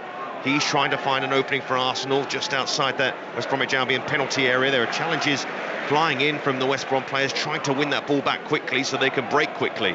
But Arsenal playing a better in possession now. 26 minutes played in the first half. Seb, you know what? They just got to stay in the game. You always knew Arsenal were going to have a spell, but just have to stay in the game, because the youngsters, they're doing all right so far. They've defended well, they're competing, they've created a few chances. Just have to keep staying in this game. Arsenal clip the ball in towards the penalty area, away by Kipre, and then Ingram tries to play it towards Zohore on the halfway line. Referee playing advantage. He was brought down, and then the referee brings it back to halfway for the free kick. There should be a booking here. I think, was it Callum Chambers? No, Rob Holding. He gets too tight. To be fair, he's putting his arms in the air. So if it is a yellow card, because the horse turned him. If he doesn't foul him, he's in on goal. Yes, an important foul, you might say, right on halfway from Holding. Zohore, we don't know how much pace he would have had to get away, but we won't get the chance to find out, because there's a free kick to West Brom. And set pieces have been a huge weapon for West Bromwich Albion this season, but obviously not with this set of players. So we'll see what they can do here on halfway. They have a free kick which Snodgrass is going to take. They've sent a lot of bodies forward, and Arsenal have everybody back to defend it. As it's Snodgrass on halfway in the centre circle. Arsenal holding a high line. Snodgrass clips it out with a diagonal towards the penalty area, headed away by Tavares. Castro, he's lost it, and Arsenal can break. And Castro losing the ball there, not for the first time, as Saka moves it out to Aubameyang, and they're bearing down on that penalty area, and they got numbers, and then Tavares in space falls over, and you could hear the cheers from the West Brom fans as he fell over to the ground. He just slipped there, the Portuguese fullback, in uncharted territory really for him, just outside the D. They say you get a nosebleed when defenders get up there, but no, it was good play from Saka and Aubameyang, and it was a good opportunity for Tavares, because I think he would have took a touch, either had a shot or played it to Pepe that was on his right hand side. We're reaching that point in the season, of course, where the transfer window is still open. And if you are a regular listener to the Football Daily podcast, I'll point you to one of our other podcasts during this particular period, the Transfer Gossip Daily, available every day until the window closes on BBC Sounds. And while I was doing that promotion, you might have heard a gasp from the West Brom crowd. That was because whenever Arsenal have the ball in deep and they're trying to pass it out, they look shaky, and it seems an opportunity for West Brom to take advantage. Yeah, they are pressing high. It's difficult though, because they got to press together as a team. Sometimes they're going individually, but you can see Valerie Ismail wants his team to get up the pitch to press, to be fair. But you're playing against Arsenal. Even though Arsenal haven't started well this season, they've still got quality in that team that can pick the passes around. Even better players than the West Brom youngsters today. So I think he'll be proud of his players so far. Well, they would have been nervous, the Arsenal fans, travelling up to this game, thinking this could have been a really difficult match because of West Brom's start to the season. But even with the changes, it has still been a tricky first half for them. But they do lead by 1-0. And we're coming up to half an hour played on 5 Live. Arsenal have the ball deep in their own half. This time West Brom choose not to press, and Ramsdale a long way out of his goal at the moment. Happy to get his foot on the ball, and that is one of the reasons why Mikel Arteta wanted him at the club. He is a player, a goalkeeper who's good with the ball at his feet. But guess what? Arsenal have lost the ball in their own half. Well, under not much pressure, to be honest, and Confellos has it for West Brom. It's back with Kipre, who will look to switch the play out to reach on the left-hand side. Tries to nod it back inside to Gardner-Hickam. He's a good player, you know, the young 41 fellows. He looks lively, Seb. Every time he's had the ball into his feet, he's got good turns. He had the shot that was saved by Ramsdale. So as a youngster, and you know, we always see one youngster that springs out. He started the game really well. You mentioned a number there, Clinton. We can't see the numbers on the West Brom Fellows, shirts. his name is Fellows. I said 41, but then I did say Fellows, so that's his name, but he's done well. Arsenal, trouble in the penalty area again. It was a desperate challenge from Xhaka to try and win the ball after a heavy touch. But what I meant to build on that point is that the West Brom shirt is very difficult to see the numbers on the back, the red on the back. But we know what the players look like anyway. Exactly. Let's go across to Newport. Another goal there, Conor McNamara. Yes, just on the cusp of half-time. A third goal for Premier League Southampton. They are carving through Newport like a hot knife through butter. It is a first goal for the club for Kyle Walker-Peters, the fullback, only the second senior goal of his career. Robert, you've been saying it for some time now. Newport are just dead and buried in this game. Yeah, finished. Too many chances. Southampton just too good. You can see the difference in levels in every little area. So many creative chances, finishing, and also being wasteful of chances. So it's what I call a buffet. They give you a plate and so many chances, eat as much as you like.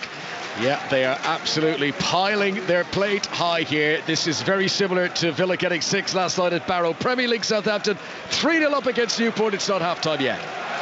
And here at the Hawthorns, it's West Brom 0, Arsenal 1. The goal scored by Pierre-Emerick Aubameyang, one of the easiest finishes he'll have in his career, but it was good work in the build-up from Arsenal on that particular occasion.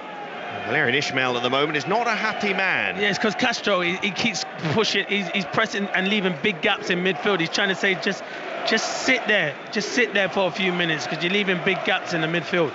It's half-time at St James's Park between Newcastle and Burnley. Mike Maine, what's the situation? 0-0 at the break. Burnley haven't won here since 1976. It's unlikely to change on that first half either. One half, Jay Rodriguez chance. At the other end, a lively Jeff Hendrick wanting to score against his former club. A few long-range efforts from him, but only one really worrying for Wayne Hennessy as it squirmed just wide of the left-hand post. At the break, Newcastle 0, Burnley 0. So no goals there. 3 goals to Southampton at Newport, and 1 goal to Arsenal at the Hawthorns. They lead, and there's about 15 minutes to go. This match kicked off 15 minutes later than the other 2 games. A host of matches last night as well, of course, in the second round of the League Cup. This is the stage when the Premier League sides that aren't in Europe begin their campaign in the League Cup, and that is Arsenal for the first time since 1995, when they beat Hartlepool 8-0 on aggregate. In the second leg, Ian Wright scored a hat-trick. That's how long ago we're talking about. But you were still playing then, Clinton, weren't you? Yeah, I think just about. Definitely just playing. I think I was starting out when Ray was, because he used to coach me. So yeah. Probably was. And you said you played with the West Brom manager tonight, Valérien Ismaël. Yeah, I did play with him. As I was a youngster coming through, Palace bought him for over $3 million. He was only there for 2 or 3 months, but training against him, wow. It's if he told you, if he kicked you, you knew about it for sure. And if he told you to run, you would run. Speaking of running, Bukayo Saka had made a great run through the middle, and he wasn't played through, but now Aubameyang's played through. Oh. Goalkeeper out of his goal. Did he handle it? West Brom clear the ball away, and the referee stopped play because there's a head injury. I think it maybe Kipre is down at the moment, and he stayed down. And West Brom, though, were pretty fortunate because Saka had made an initial run, ignored by Xhaka, who then played the ball over the top to Aubameyang, who was clean through, and goalkeeper Alex Palmer came rushing out of his goal. Just got there, Clinton. He did well, to be fair. West Brom tried to play a high line, and Palmer had to clear everything. He took the ball and he took Kipre as well. And you know what? You have to do that as a goalkeeper, and fair play to him, because Aubameyang looked like he was in, but really good goalkeeping from young Palmer. Well, we've just got a break in play here while Kipre gets some treatment in the clashes. The goalkeeper came rushing out. He took out his own player there. So let's check back in with Newport, because it's half-time there. Conor McNamara. Yes, half-time. Newport County 0, Southampton 3, and it has been men against boys. Southampton just effortlessly carving their way through the Newport County defence time and time again. It's no exaggeration to say this could be 5-6-0 already. Newport full of endeavour, but just can't match the quality of their Premier League opponents. At the break, Newport 0, Southampton 3. Robin Urchon's been enjoying the first half with me. I say enjoying, I mean from the local Welsh crowd here, Rob, that they're finding this tough because they know their team are trying hard. They're here with full support because it's their team first home game, but to be honest, they're seeing a Premier League team that is just too good, too efficient, and quite brilliant at creating chances. It literally could be 5 or 6. I'm getting excited here with the amount of chances. I was wanting to get my boots on. Newport 0, Southampton 3. 45 minutes to go. And at the Hawthorns, it's West Brom 0, Arsenal 1. We got about 10 minutes before half-time, but at least 10 minutes, because there's been a bit of a delay here already, because Cedric Kipre, the defender for West Bromwich Albion, he was collided into by his teammate, the goalkeeper Alex Palmer, and he stayed down since that incident about 3 minutes ago. He's now getting to his feet. Applause from the home fans. That was good to see. Whether he'll be able to continue, we'll find out. They've been a few bumps and bruises in this first half. It's been a first half played at a, just been a bit of needle in there. Yeah, definitely. How you like it? Yeah, definitely, Seb. You're going to need that from the youngsters. You know, when you're playing against a team that's more superior than you, you're going to have to make tackles. Give this crowd something to cheer about. Look, there's a lot of West Brom fans in there, and they probably expected coming here to see some of the first team players, and they have got a couple here, but the youngsters have done ever so well. They've acquitted themselves well, and Valérien Ismaël will be happy, and they're still in this game because it's still only 1-0. Well, just see, they may have to play the next few minutes with 10 men, because Kipre's just hovering across to the touchline, and probably to have a chat with the manager as well to see if he's going to be able to continue. He won't want to lose too many of his senior pros in this game, especially as it's a pretty tight match as Arsenal get on with it against West Brom, who are now back to their full contingent because Kipre jogs back into position, into the centre-back position. West Brom playing 3 at the heart of their defence, which is the same system they've been playing all season. And Xhaka with a diagonal towards Pepe, who couldn't bring it down really, and they should deal with it here, West Brom. Ball bounced a couple of times, that made it awkward for the defenders, but Zahor, who's tried to really give Rob Holding the run around. It's been a pretty equal contest. Castro trying to pirouette in his own half. It was a risky move. He just got away with it, really. To be fair, he doesn't have to do that. I know he wants to entertain, but there was a simple pass on there, and you can see his manager is getting the hump with him because he's trying too much. He did start the game ever so well, but he's a youngster and he will learn. He doesn't have to, especially playing in midfield. You don't always have to do a trick. Sometimes the best thing is to find an early pass, but he will learn. This is the biggest game of his career, incidentally. He may be 20, but he was playing non-league football. Born in Portugal, but raised in Norfolk. Meanwhile, Arsenal into the penalty area. Flag goes up against Pepe, who had all the time in the world to watch the line, but he still was offside.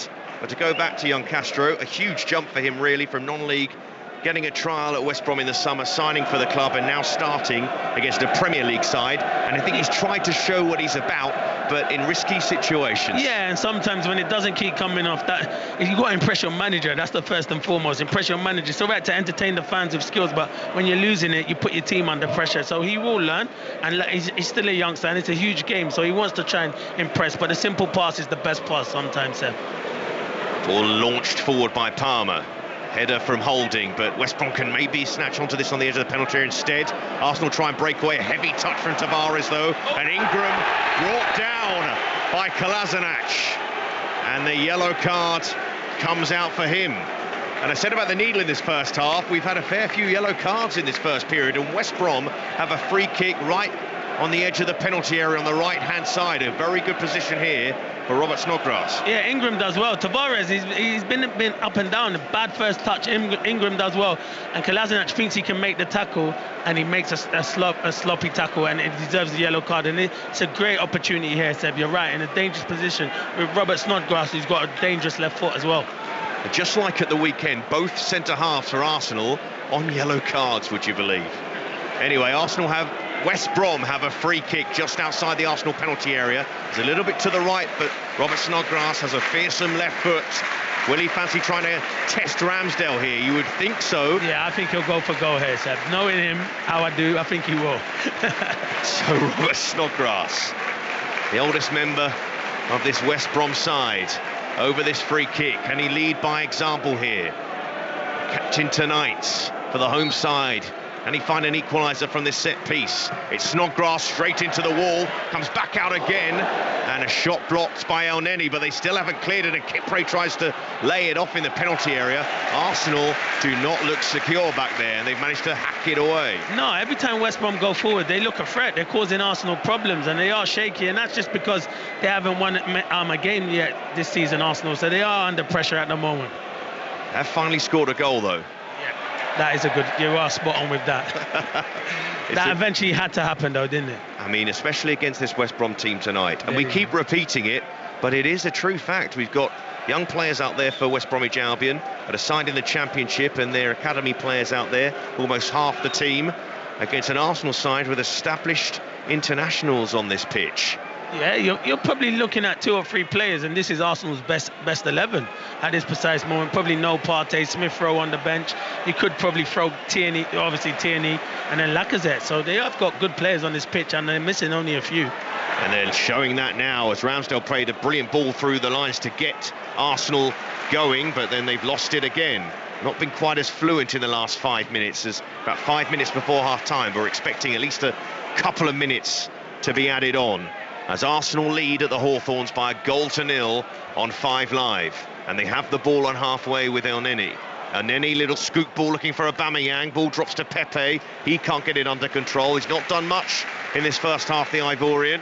Just like the weekend, as West Brom look to get their passing going with Reach on that left-hand side. One of their new signings.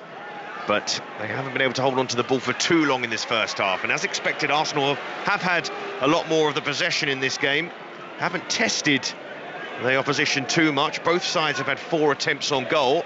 You'd expect a bigger slice, with Arsenal having just over 70% of the ball. Yeah, I think Mikel Arteta would have wanted this game wrapped up early doors, so maybe he could rest a few players for their big game on the weekend as well. But you've got to credit West Brom. They've managed to stay in the game. I want more from Kenneth Sahor. I think he's an experienced striker. He can trouble Holding and Kolasinac. As you said, they're both on yellow cards at the moment, so he's got to help these youngsters. He's got to be that focal point up front. Arsenal with Chambers in the centre circle, short to Saka. He's got Tavares to his left and he uses him. And Tavares has space to whip a low ball in. It's a terrific ball in towards Aubameyang, who's very well defended in the middle, I think, by Caleb Taylor. And West Brom losing the ball almost in front of their own penalty area. Then Castro takes a heavy touch, loses out to Granit Xhaka. Ødegaard on the ball, head up, looking to pick the pass with his left foot. Plays it to one of the other left footers in Granit Xhaka. There's also Tavares and Saka and Kolasinac and Pepe. I wasn't joking. As the ball is on the left-hand side with Granit Xhaka. And now Sead Kolasinac. On a host of Arsenal players in their squad who have uncertainty over their future. With the senior players as well. Holding in the centre circle. With just a couple of minutes before half-time. Saka in the West Brom half. He loses out to Ingram, who's had a decent first half, the teenager playing at wing-back for West Brom on the right-hand side. One of their several academy players in this lineup. And now they can break down the left-hand side. If Gardner Hickam can hit the ball in play. And they can win a corner. No, in fact, it's a goal kick, so disappointment for the home side. But it does give me an opportunity to look towards the weekend. And on Friday night, the Friday Football Social with Darren Fletcher. He'll be joined by Neda Manua and Alan Hutton. And then got the Checkered Flag podcast from 9 p.m. previewing this weekend's Belgian F1 Grand Prix. And then on Saturday, 12 p.m, 5 Live Sport with Mark Chapman precedes our live Premier League commentary. Aston Villa against Brentford, who've impressed already, including with a goalless draw at your old club, Clinton, who are yet to score as well this season. Yeah, don't say that too loudly. Yeah, we'll just keep that quiet. Yes, and they go to West Ham, who are in great form. Now Pepe released by Oneni, throw on goal to put Arsenal 2-0 up, off the post, back to Aubameyang with another tap-in, and Arsenal are now cruising in this game. Just before half-time, the away side increased their lead. It's West Brom 0, Arsenal 2. Yeah, the problem is when there's no pressure on the ball, you can't play a high line, and that's what West Brom are doing. They're trying to play too much of a high line. And you know what?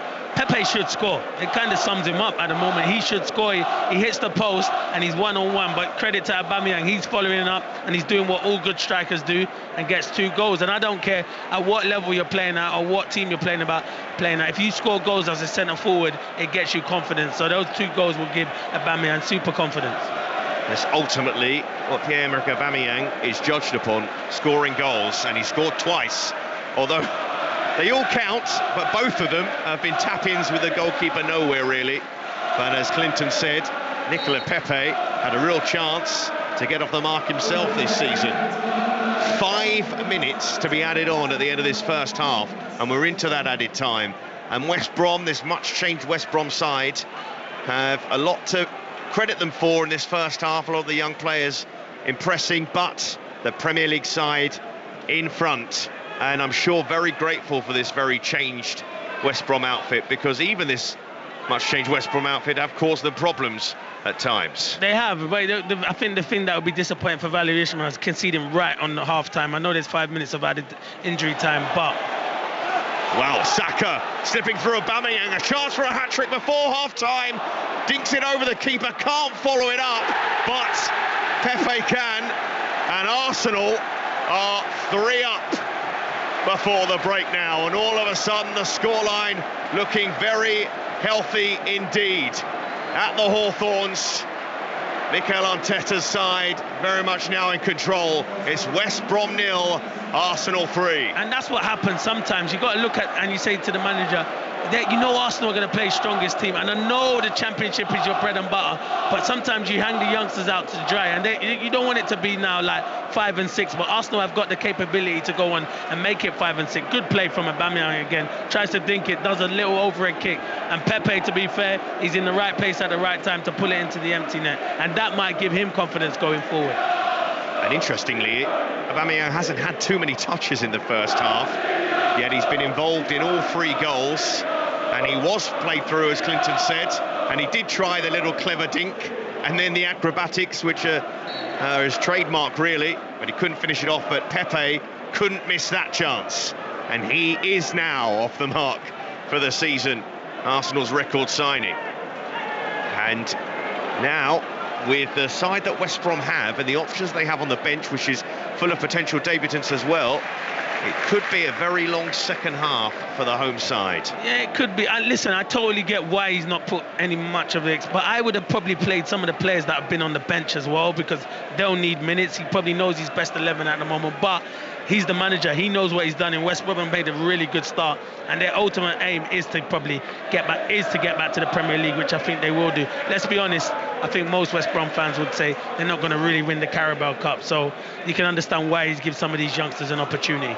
Do you think these West Brom players would have been fans would have been a little bit disappointed with the side put out tonight, though? Yeah, definitely, because they've turned up in their numbers. They've started the season ever so well. So I would agree with you, but I understand why Valerie Ishmael has done it, because obviously, first and foremost, he wants to get this club back to the Premier League. Well, Arsenal playing around with the ball at the back again, and they've conceded a corner under limited pressure. And we mentioned, obviously, on numerous occasions, the young players in this West Brom side. None of them have disgraced themselves tonight. They've been a credit to their football club, that's for sure. But they are 3-0 down now. But they have a corner right at the end of this second half. And Snodgrass, certainly not one of the youngsters, to take the corner. Can they trouble Arsenal here? Whipped in, it's a very good delivery. Just about get it away, but a chance for West Brom to send it back in again. Cross stood up to the back post, but it just evades Caleb Taylor. It's behind for a goal kick, and Ramsdale would take his time. Reach, every time he's put balls in the box, Arsenal haven't looked comfortable. And before this game, people were talking about the way that West Brom had started the season. Their throw-in has caused havoc for sides in the Championship. They've scored goals from set pieces as well. Defenders on the score sheet, full of confidence, but they haven't been able to really put that into practice tonight because of the change side. But Kipre winning a header in his own half as Tavares tries to win it back. Castro under a lot of pressure, and a free kick instead. And there's probably about a minute left before half-time, so just looking at this first half, Clinton, Arsenal will of course be happy. Yeah, definitely, to be fair. West Brom were in the game, but scoring that second goal and obviously going on and then scoring the third goal straight after, I think, yeah, it's tie over. And as you said, like, you don't want it to get silly where it's 6 and 7 and these youngsters, you know, suffer low on confidence. So they got to keep staying in, keep believing and keep creating opportunities. And as for Arsenal, this is just a confidence booster for them. As Palmer, the West Brom goalkeeper, just in all pink, hoots it forward into that Arsenal half, and it's headed out for a throw-in on halfway.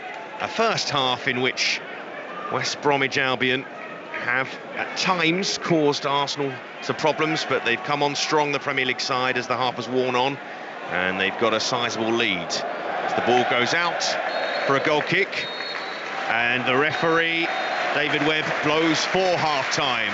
Huge applause from the Arsenal fans behind Aaron Ramsdale on debut. His goal, he's not been troubled too much, the Arsenal goalkeeper.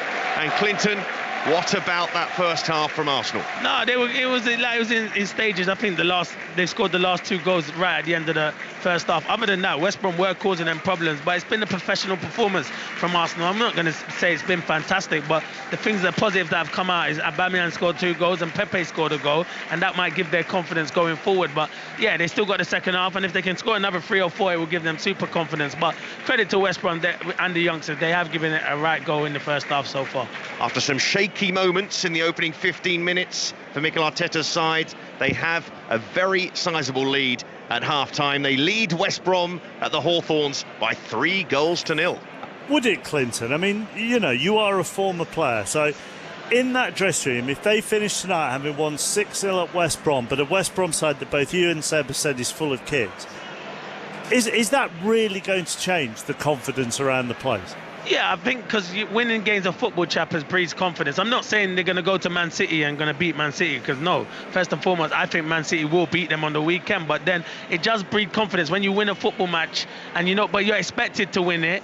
It does breed confidence in that group. But in particular, I think the centre forward, because as I said, it don't matter where you're playing. If you score 2 goals or a hat trick tonight, it does breed confidence. So someone like Aubameyang getting 2, or if he goes on and gets a hat trick, it will be confident to him. And someone like Pepe, who needed that goal, because I don't think he started the season well at Arsenal, and obviously finished it well last season, but so far this season hasn't started well. So I think it will bring it will probably bring confidence, and if you win as a team, the team will get a bit of confidence. But I know what you mean, chappers. It's not like they're playing against a top champion. Well, they are. West Brom are a top championship team, but they've got a lot of youngsters. I know what you mean. 3-0 unfair, slightly, on West Brom? 100%, because West Brom have caused them problems and had 2 or 3 good opportunities, and if they had a bit more experience, then they definitely would have took those chances. And then when there's no pressure on the ball, they've been playing a high line. So yeah, it is unfair on them, and because those 2 goals before half-time, I don't think Arsenal deserved that, but they were ruthless enough. Second half on the way here on 5 Live. Southampton also 3-0 up at League 2. Newport goalless in the All Premier League tie between Newcastle and Burnley, and they're about 5 minutes into the second half in both of those games. 7 minutes to 9. Here's Jonathan McKeith with the news. Listen on BBC Sounds. This is BBC Radio 5 Live. Thank you, Mark. Pentagon officials say around 10,000 people remain at Kabul airport awaiting evacuation before the operation comes to an end on Tuesday. Many Afghans are finding it increasingly difficult to reach the airport, even if they have documents to fly abroad. There are reports that the Taliban outside the airport are brutally beating people in the crowds, hoping to be evacuated. Canada's Prime Minister Justin Trudeau says his country won't stop trying to take people to safety. We are going to continue to do absolutely everything we can to get as many people out of Afghanistan in the coming days as we possibly can.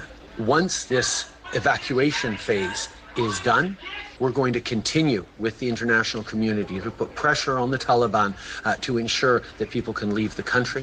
Scotland has recorded more than 5,000 coronavirus cases in the latest daily statistics, the highest figure since the start of the pandemic. The Scottish Government says there's been a big increase in the number of young people testing positive in recent days. Professor Linda Bald from the University of Edinburgh says the infection rate could continue to rise. We do need to be braced for a challenging period. Exactly how high the numbers will be, it's very, very challenging to predict that. Where I think we can be more confident is that levels of mortality are going to remain low because we have study after study that still shows the vaccines are working. But nobody has a crystal ball. And a further 6 people have been arrested during the latest protest in central London by the climate change campaign group Extinction Rebellion after its activists blocked streets around Oxford Circus. Nearly 200 people have been arrested during similar events since Monday. New drama on BBC One. A sailor has been found dead on the Royal Navy submarine HMS Vigil. From the makers of Line of Duty. We have to send a detective out to look into it. How are you with confined spaces? Starring Saran Jones. I think this was a murder. The deeper you go, you're going to let them die? the darker it gets. This is a staggering act of hostility. Vigil. We're not at war. We have always been at war. Starts this Sunday night at 9 on BBC One and iPlayer. This is 5 Live Sport with Mark Chapman. West Brom 0, Arsenal 3 at half-time, second half on the way. It was Newport 0, Southampton 3, but Rob Earnshaw and Conor McNamara have seen another. Yes, just after half-time, Southampton have made it 4, and now they've got a free kick on the edge of the penalty area. This could become an embarrassing scoreline for Newport. Just before the break, Kyle Walker-Peters got his first goal for Southampton, and now Mohamed Elyounoussi has got his first goal for the club. He's been on loan at Celtic over the past few seasons, didn't score for Southampton in his first spell. He scored tonight, bundled it in, and once again, Robert Earnshaw, they were carved open. They were. Newport haven't got an answer. It's very simple. Southampton will press you and they'll set traps. And what Newport haven't figured out is when that does happen, they lost. And almost every single time, it's like they're going to counter-attack straight through on goal and have a chance. And right now, as we look at it, Ward-Prowse is setting up for his trademark free kick now, which is almost like a penalty now. So we might see another goal. But it's Southampton are just too good in every single area. Too fast, too quick, too sharp, intelligent, and finishing, they're right on point. You've described it there very well in terms of setting traps. There's times when you feel Newport, maybe they get a counter-attack here, but actually it's suddenly sprung, and then the counter-attack immediately shifts back the other way. Chappers, jump in if you need, but James Ward-Prowse on the edge of the penalty area feels worth staying for. He's just placed the ball here. He's got a 5-man ball and a draft excluder between him and the target. This is to make it 5-0 on the night. James Ward-Prowse, can he get it up and over and down again? He gets it up, but he can't get it down again. It sails over the top of the crossbar. We gave him the big build-up. He's let me down. I'm disappointed. I was actually excited for a minute there. I thought he was flying in the top corner. I'm going to see it. I mean, listen, he is exceptional at those free kicks. He was literally a yard outside the box. So for him, it was like perfect spot. He does that all the time in training. Thank you very much, both of you, Conor McNamara and Rob Earnshaw. So 4 goals there, 3 at the Hawthorns. You could just do with 1, Mike Minay. two big chances for Newcastle United. Dwight Gale almost on the byline, the angle was tight on the left hand side, hit the underside of the crossbar, he came that close. And just before that, great save from Wayne Hennessy with his feet. Jeff Hendrick was 6 yards out and just fired it pretty much straight at the new Burnley goalkeeper, but it was certainly their biggest chance to that point. I'll tell you what, if you're going to put anything on a Newcastle player scoring, Jeff Hendricks looked so lively tonight as the home side come forward again on the left hand side, low cross in, and he goes behind for a corner with 12 minutes gone in this second half. Newcastle 0, Burnley 0. Away from the football, Serena Williams is out of next week's US Open. She's failed to recover from a hamstring injury that she suffered at Wimbledon. Our correspondent Russell Fuller joins us. It's a big blow for her, Russell. Yes, because she's still chasing that 24th Grand Slam singles title, which would bring her level with Margaret Court in the all-time list. Frustration at Wimbledon. She was only able to play 6 games of her first-round match against Alexandra Sasnovich. She had quite heavy strapping on her right leg as she walked onto court. She slipped a couple of times and had to retire. And it was a torn hamstring. And it became apparent, I think, finally about 10 days ago when they took a scan and they realised that she couldn't really move without pain, that there was no way she was going to play in the US Open. And that means for the first time since the US Open of 1997, nearly a quarter of a century ago, there won't be either Serena Williams, Roger Federer or Rafa Nadal in a Grand Slam singles draw. Time is marching on, isn't it? Yeah, and this is the problem. And I think we have to accept that if we want to see these extraordinary athletes still competing in their late 30s, Roger Federer's just turned 40, Serena Williams will turn 40 next month, then we have to accept that they're going to get injured and they're going to pull out of tournaments and not get too down in the mouth about it. And maybe, I don't know, we accept that they target the slams that are best suited to them. I mean, admittedly, you know, this US Open is probably the one most suited to Serena Williams. But going forward, you know, Nadal focuses on France, if Federer focuses on Wimbledon, for example. Yeah, I think there will be an element of certainly picking the tournaments very carefully, as we've seen Serena Williams do for much of her career, and Roger Federer recently as well. You know, even Novak Djokovic, if you look at the tournaments he's played, he's playing all the big ones rather than picking and choosing the Grand Slams. But he will have played the French Open, Wimbledon, the Olympics, the US Open. That's all he'll have played in a 4 or 5 month period. Serena Williams has been phenomenally consistent at the US Open. She has only... she's not failed to reach the semi-finals every time she's played since 2008. So I think Wimbledon and the US Open would be the obvious 2 tournaments for her. But then you need matches under your belt. So you do have to play a certain amount on the tour. Russell, thank you. Coverage of the US Open on 5 Live and Sports Extra from next Monday. Another goal at Newport. Connor. Yeah, Newport 0, Southampton 5. It has looked predictably heading towards a cricket score for some time now, and Southampton just continue to turn the screw. Mohamed El-Elyousi again. It was actually a great finish because it was a great ball. I think it was Ward-Prowse just threaded the ball through just behind the left back, and he's clean through on an angle. Great finish, low shot, and another goal for him. He's looking on a hat-trick now. Going to be a long second half this for Newport. 5-0 down already. It is not far off today's cricket score, actually, as India were bowled out for just 78 on the opening day of the 3rd test at Headingley. That was after they'd won the toss as well.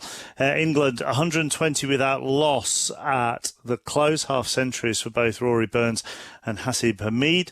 The wickets were shared around. There were 2 for Sam Curran, 2 for Ollie Robinson, 3 for Craig Overton, and also for Jimmy Anderson.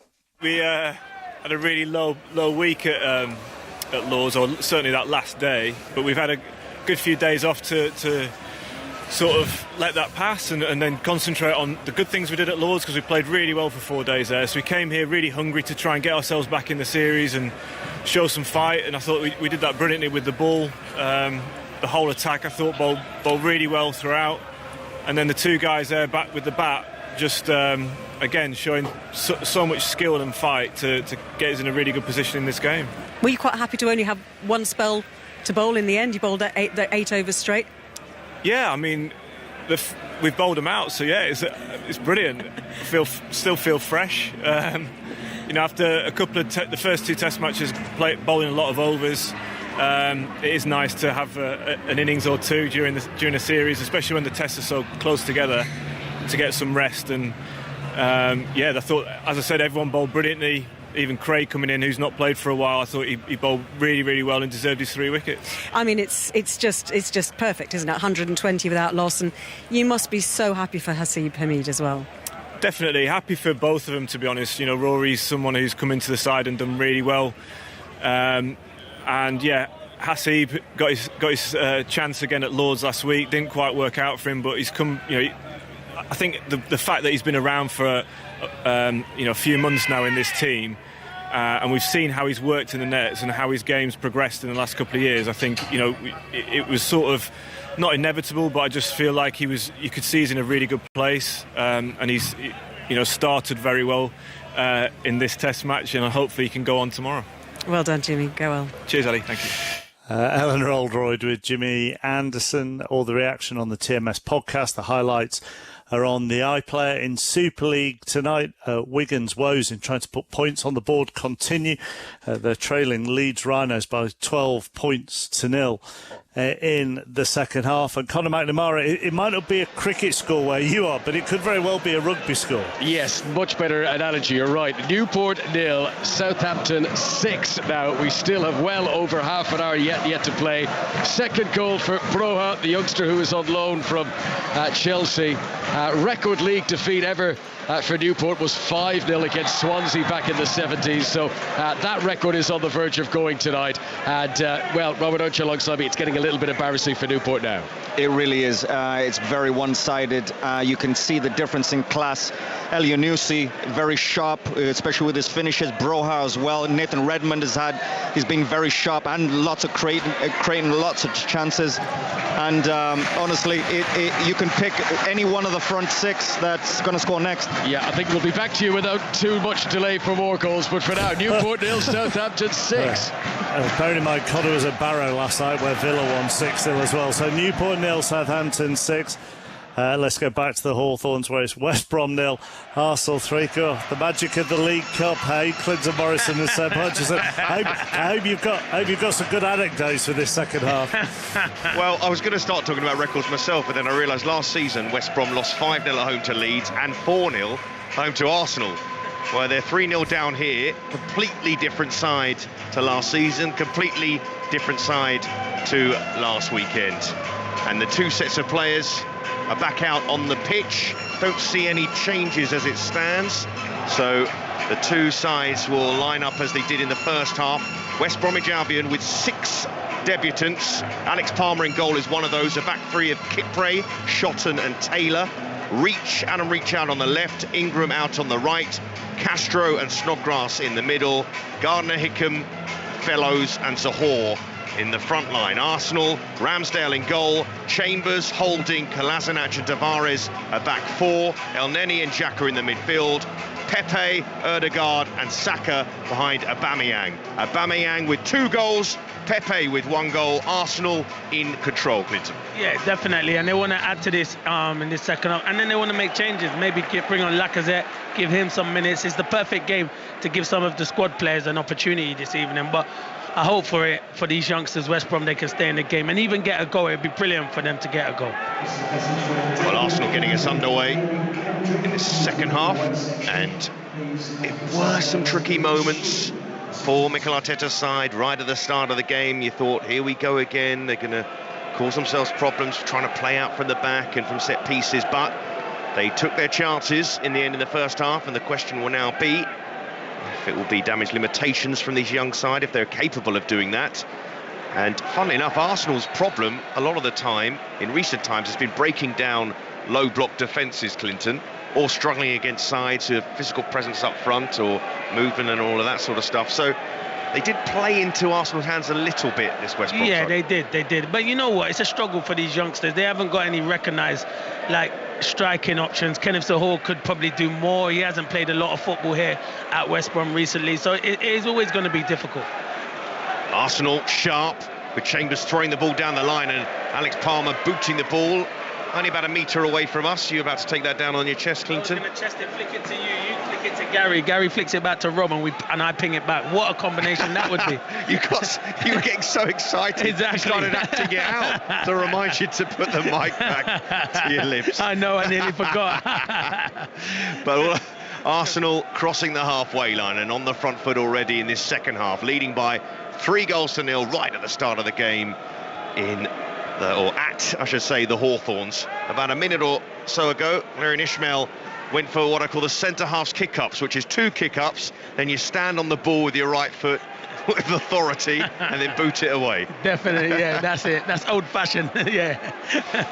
Now Saka linking up well. Tavares plays a ball across, flashes over the goalkeeper, almost went straight in from Tavares. Pepe has it on the right-hand side, teases the defender, slows it up, plays it to Chambers, miscued his cross, dribbled along the ground, and West Brom were able to clear. Back out by Elneny to Callum Chambers.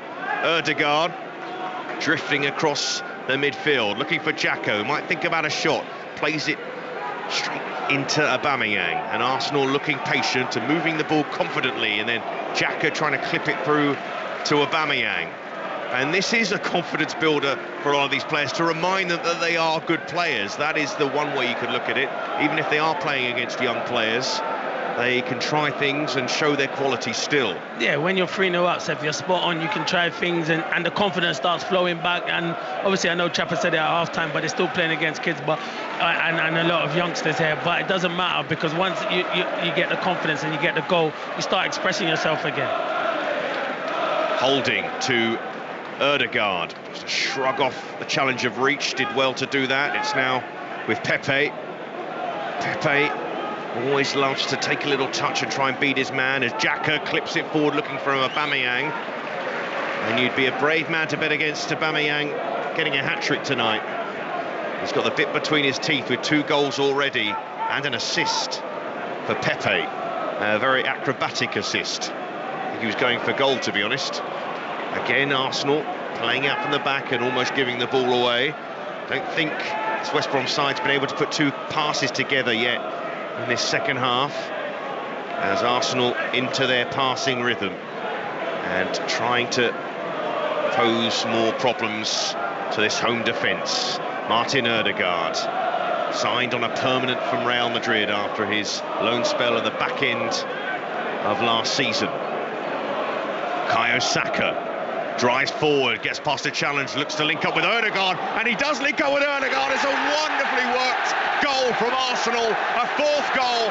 Bukayo Saka on the score sheet, and West Brom now are 4 goals down to Arsenal. West Brom 0, Arsenal 4. Yeah, it was good play from Saka, and I said it's going to be hard this second half for these youngsters to keep going, because it is demoralising when you can see. But Saka does well. He drives at the ball and he tries to play. And I think the flick from Ødegaard's brilliant, but it was intended for Aubameyang. Aubameyang was clever. He let it go because he knew he was offside.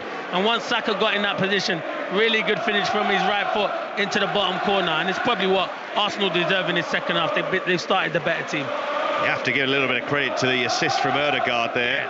Great back heel, but I thought it was intended to Aubameyang, but Aubameyang does well. He sees he's offside, but good finish from Saka. But yeah, a lovely back heel from Ødegaard. And we just had a look at the replay. There was a little deflection of Kipre after the little flick from Ødegaard. Does that just take a little gloss off it? Yeah, definitely. It's not. Then you can say it's Kipre assist, isn't it, and not Ødegaard? No, it doesn't. To be fair, it was a great flick from Ødegaard. Well, Arsenal fans will not care at all, because their side are now 4 goals up at the Hawthorns.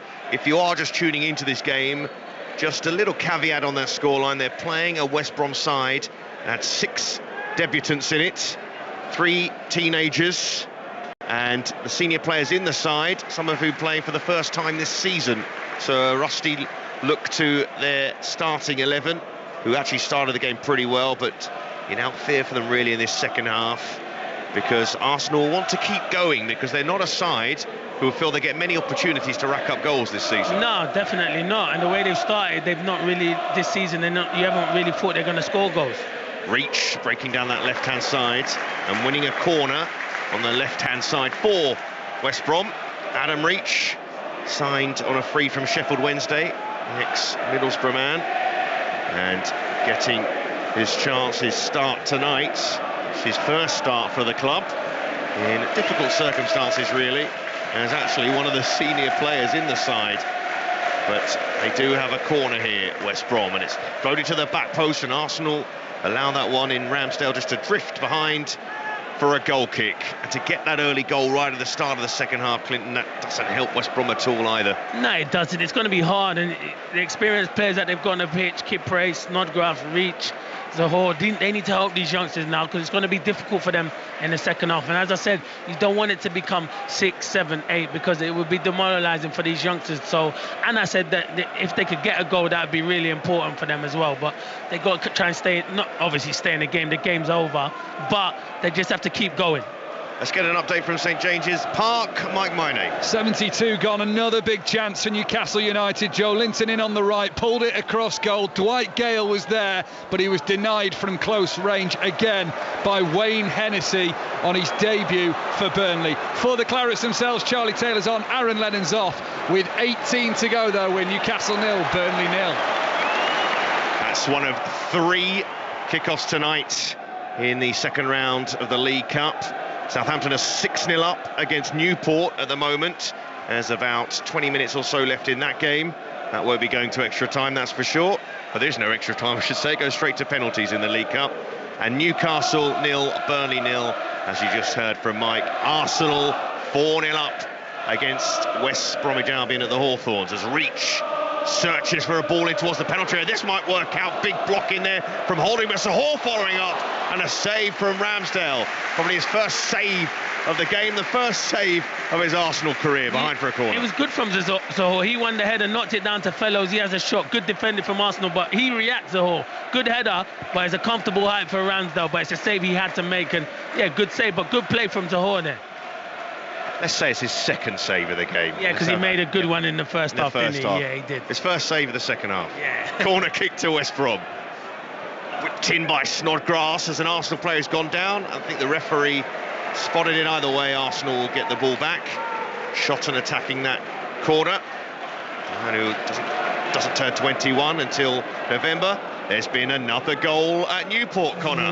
Yes, it's gone to 7 now. Newport 0, Southampton 7. Nathan Redmond has scored the latest of them. I was just saying to Robert Ochoa, you knew that these fans haven't seen live football in so long, because it's 6-0. No one was leaving. 7 though, Rob. So 1 or 2, not too many, but beginning to make their way to the exits. It's the first sign that we see that people are leaving, and it's the 7th goal. And it's actually a beautiful finish. Nathan Redmond has missed a few chances. He's played well, but missed a few chances. And it was a beautiful first touch, edge of the box, and bang, bottom corner. There's still a quarter of this game to go. It could get worse. Newport 0, Southampton 7.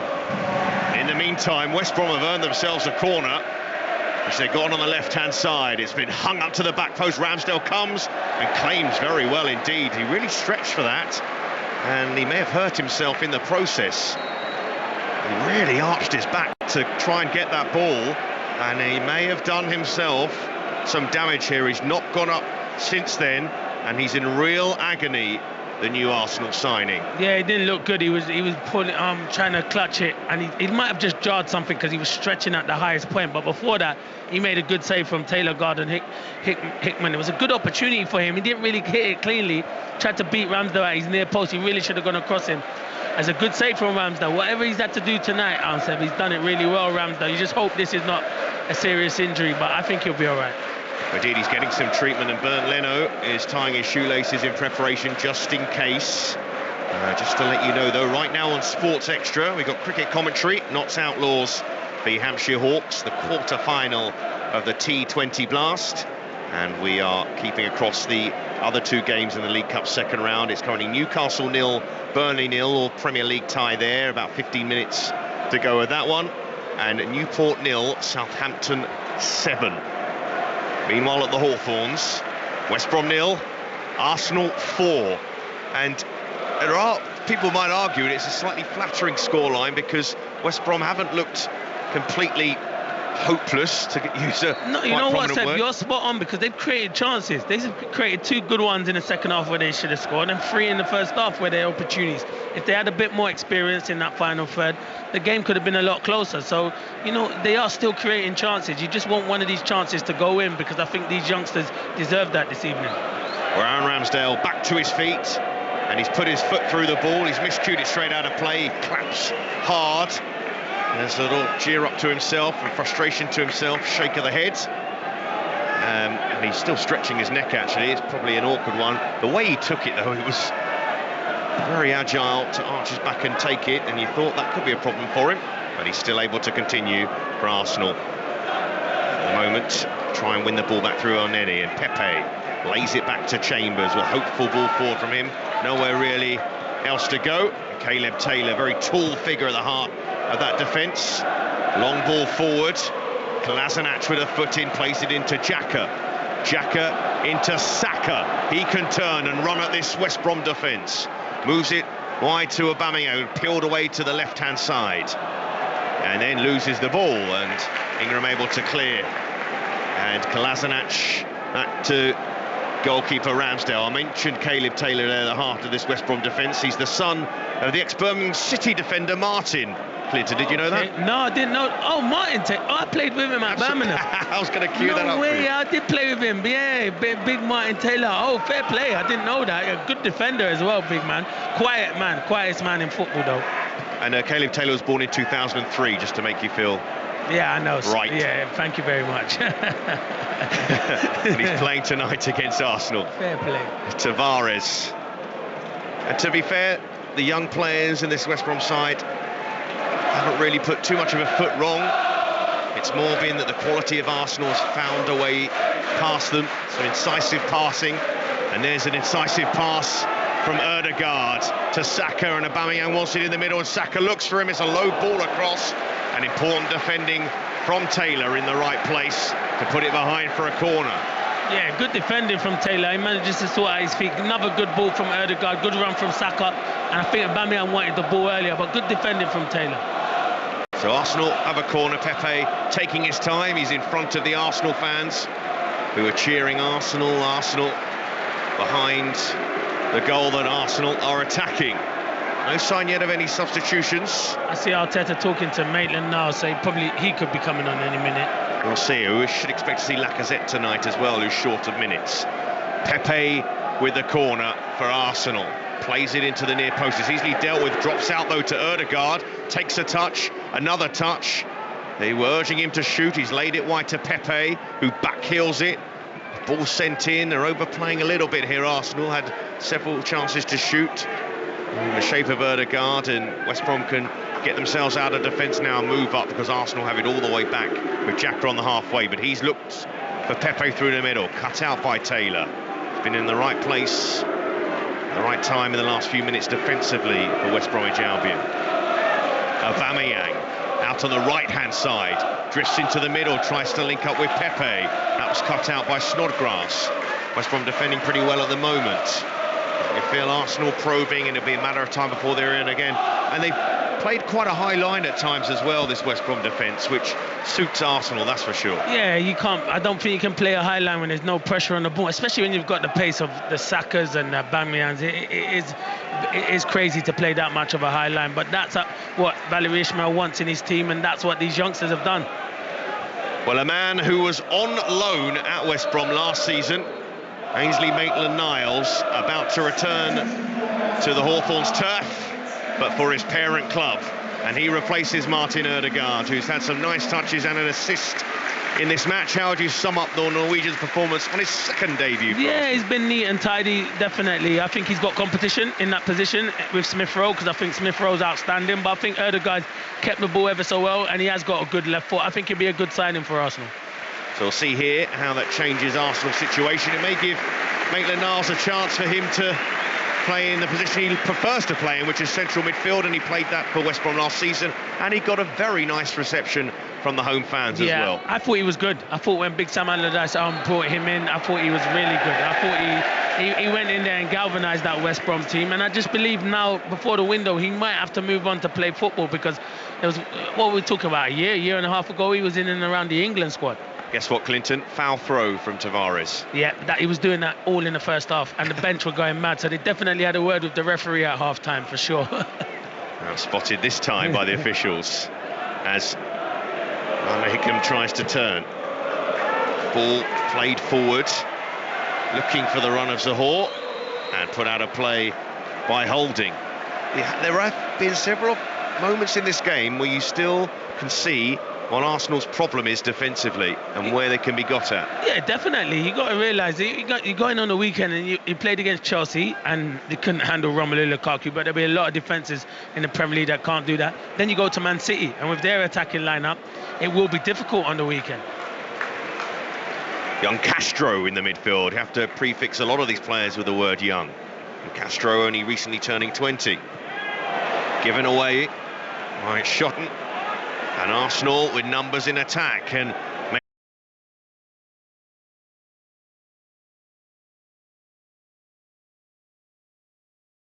Snodgrass, a diagonal ball, and Tavares lets it run behind, which would give a chance for Arsenal to make this substitution. Must be for Aubameyang, surely. Well, I said surely. I was wrong. Xhaka. They're going to pair Aubameyang and Lacazette up front. Yeah, I think Maitland-Niles will move into the midfield role with Elneny, and then Saka and Pepe. Yeah, probably right. Saka or Pepe out to the left-hand side. Well, off walks Granit Xhaka, and on comes Alexander Lacazette, who hasn't had much time in training, said Mikel Arteta. So how much time he can play was always not going to be much, but he's going to have at least a quarter of this match. Said at least, but you know, this certainly won't be going to penalties this game. And Lacazette, who missed the games against Brentford and Chelsea because of COVID-19, which was a particular problem for Arsenal.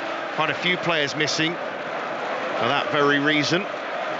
They are 5-0 up tonight, and Lacazette will be hoping to get on the score sheet to give them just a crumb of comfort, really, ahead of that very daunting trip to the Etihad, a place where they don't have a very good recent record. But Aubameyang flicking on to Lacazette, and Pepe wants it, and Pepe gets it, 1 against 1 for his second, and Arsenal's 6th, and he clips it over the goalkeeper, clips the crossbar. Goal kick, Clinton. Yeah, it would have been a brilliant goal, that, and I don't care whoever you're playing against. The ball out to Aubameyang, the touch around the corner to Lacazette is brilliant, and Pepe does everything right. He plays a good ball, and he takes his touch across the defender. That's all what you're taught to do, but he really should be scoring. If you're going to dink the goalkeeper there, but he's unlucky, he's hit the top of the crossbar, but I think he should have gone round the goalkeeper, but it's easier sat here, Seb. Well, we're midway through the second half on BBC Radio 5 Live. It's West Brom 0, Arsenal 5. League Cup second round, what looked like a potential banana skin for Arsenal. Well, that sort of situation changed as soon as we saw the West Brom team sheet, and I have to keep repeating that factor because they made 11 changes to that game. So Arsenal with 5 goals here. What about at Newport, Conor McNamara? Yeah, still 7-0 to Southampton. The only good thing you say for Newport is Southampton haven't scored in the last 5 minutes, but it's a new record cup win for Southampton tonight. 7-1 had been their best in the past, and it's a new record away win for the club as well. It's going to be very difficult, though, Rob, for Newport to take positives from this. Well, the worst thing is a few minutes ago, Southampton bring on Shane Long and Theo Walcott. So just to add even more fire. But listen, it's been all one-sided. Meanwhile, Arsenal are in here. It's pulled back by Pepe, and Lacazette has scored another one for Arsenal. West Brom 0, Arsenal 6, and they are running riot at the Hawthorns, the North London side. Yeah, it's tired legs from some of the young players here, but it's a good ball from Holding, and Pepe does well. I thought he should have flashed it first time because Aubameyang was back post. He takes a touch, cuts it back, and Lacazette I think Arsenal have missed him. He's the type of player that arrives late and the finish is really good. Coming back at pace like that, he puts it back into the bottom corner. Really good finish from Lacazette. And as I said, it's what these players needed. They needed goals for their confidence. The West Brom defence stretched again. Arsenal finding space on that right-hand side. Pepe pulling it back. Lacazette, who's just come on, must be a matter of minutes he's been on the pitch. Well, he's on the score sheet already.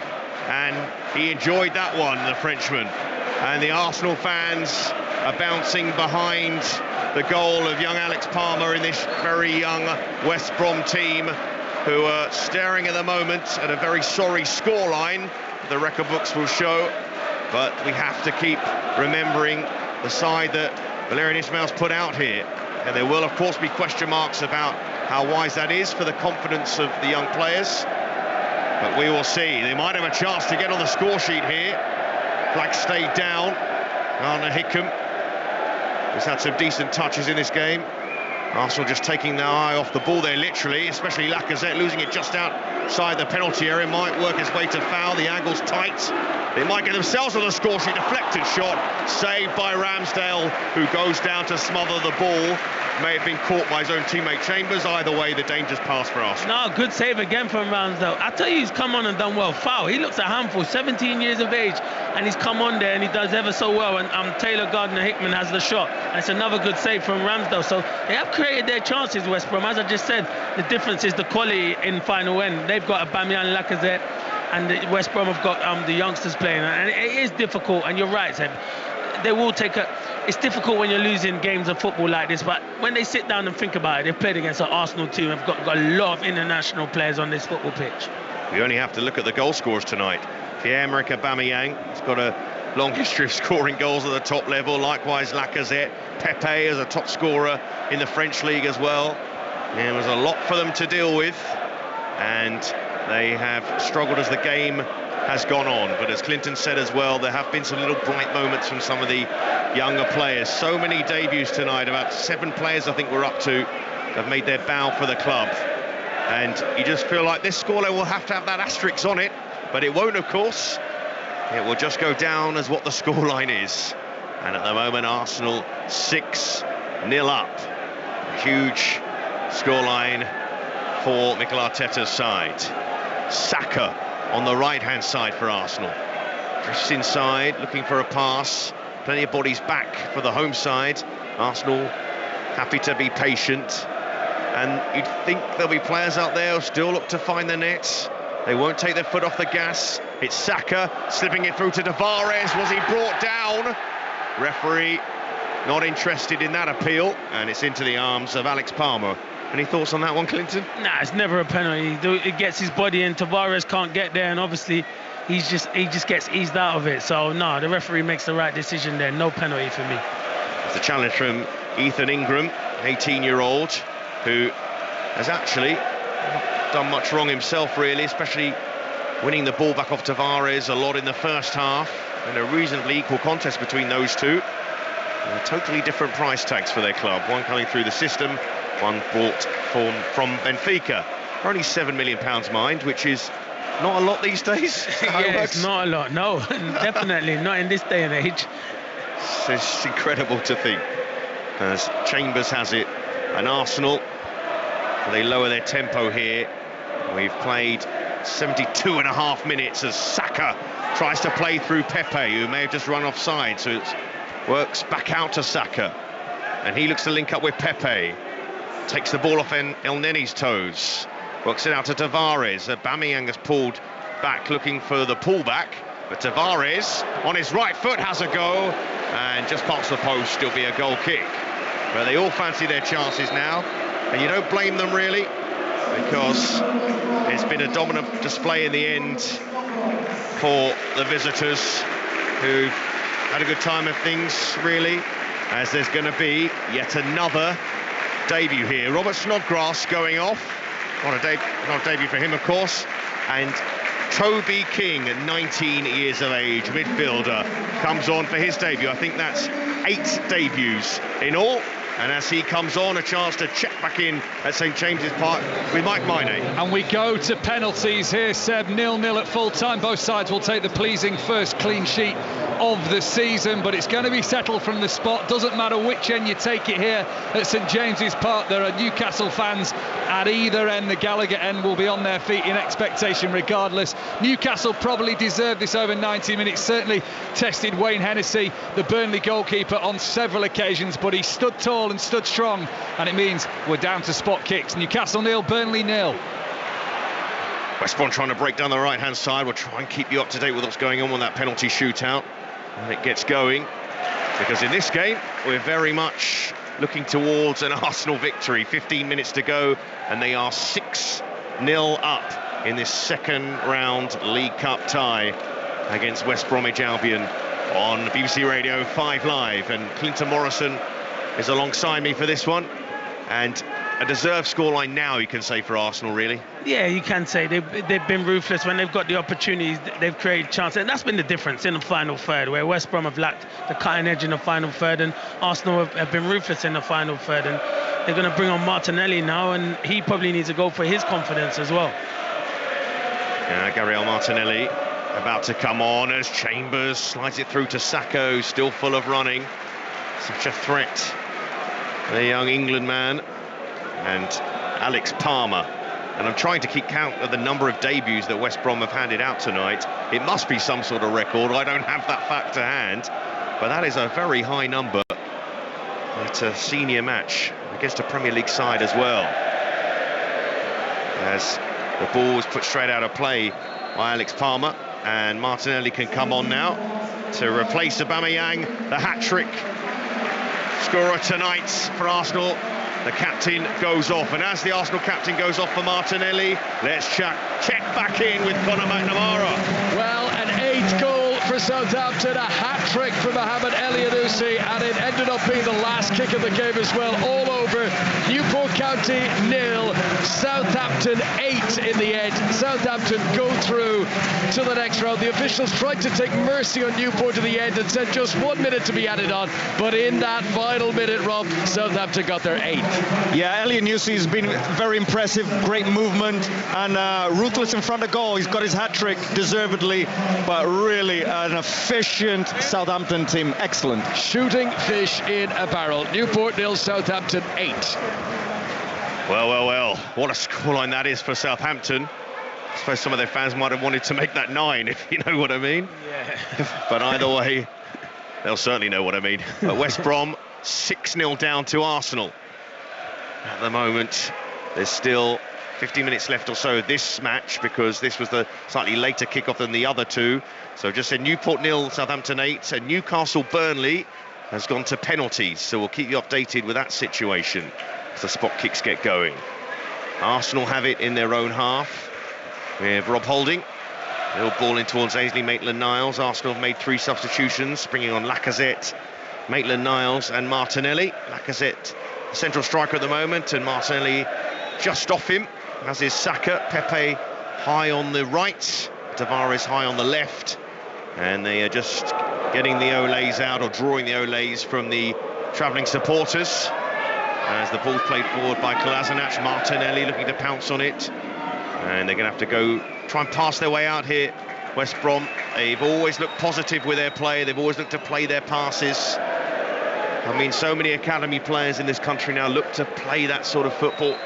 Yeah, so when you're ready to go into the first team, you can just fit straight in. And this will be a learning curve for these youngsters. As I said, at this precise moment, they'll be hurting, Seb. But in a few days' time, they'll realise they've just played against a very good team in Arsenal. I know they're not playing well at this precise moment, but there's still a lot of talented players in this Arsenal team. As Chambers into the channel, finds Pepe, and there's a slip in the defence and an injury as well. Arsenal looking to take advantage with Lacazette on the turn. Goalkeeper saves and then smothers the ball. But there's a problem here. Yeah, there's just cramp for another one of the young defenders. It may be Caleb Taylor down at the moment. It is Taylor. He's in pain, but I think it was the signal to say it was cramp. By the way, the ball broke to Lacazette. He tried to spin on his left foot and almost squeezed it under the goalkeeper for Arsenal, 7th, but not quite. That was horrible the way he went down like that with cramp. I used to suffer from cramps, Ed, but then And working your socks off, basically. No, people would say for not doing anything. What, sofa cramp? Exactly. Right. Well, in this game, Arsenal 6 goals up against West Brom after 2 matches before this in this season where they couldn't find the net, didn't look like they were going to find the net, where they needed to play against, you have to say, almost a 3rd string West Brom side because there's so many academy products in the team. And if you missed the first half, I mentioned the fact that a lot of these young West Brom players were part of their FA Youth Cup side, which reached the semi-finals of that competition to lose to the eventual winners Aston Villa. And so many of those have got their chance to say that they've played senior football for West Brom, the club that they've come through. Mikel Arteta sat down in his dugout at the moment. Valérien Ismaël still out, scratching his chin. Imagine what a sort of manager thinks at these points in games where there's about 10 minutes left of the game, your side is 6-0 down, all your options on the bench are kids making their debuts. Yeah, it's just an experience night, really. You're right, and I think with this you don't take a risk because you know this cramp can then turn to a muscle strain. He's struggling to walk now, to be fair, and make the decision to take him off, to be fair. You don't want him to pull a muscle. Yeah, there's a shake of the head from Caleb Taylor. He's not going to be able to continue, would think, of whether they make a substitution or not. Let's go to St James's Park, though. Penalty shootout's begun, Mike Maine. Yeah, 2 penalties each. Burnley lead 2-1. Joe Linton scores to make it 2-2. But Burnley have a penalty in hand. Their first one from Alan Saint-Maximin was saved by Wayne Hennessy. Joe Willock and Joe Linton have since scored. But Burnley have scored both of theirs so far with Chris Wood and Ashley Barnes, and have this penalty in hand, which youngster Dwight McNeil will head over from the halfway line to take. Away to our left-hand side. It is the end where the Burnley fans are, but they're housed right up in the top corner of the stand to our left-hand side, where they get a great view over the city of Newcastle. Will they get a great view here of Dwight McNeil's penalty? Left-footed, good penalty, into the right-hand side. It was guessed the right way by Freddie Woodman, who saved a penalty earlier this season against Michail Antonio on the opening day. But Dwight McNeil scores, and after 3 penalties, it's Newcastle 2, Burnley 3, under the jet black skies of the northeast. This evening it's been a clear night, a calm night, a night where Newcastle will probably feel over 90 minutes they deserve to win the game. Jeff Hendrick with plenty of opportunities, but Wayne Hennessy has stood tall. He stood tall and firm once in this penalty shootout already, and now it's the Geordie boy himself, Sean Longstaff, to try and get Newcastle back level in this penalty shootout, albeit with an extra penalty. It's Longstaff, he scores.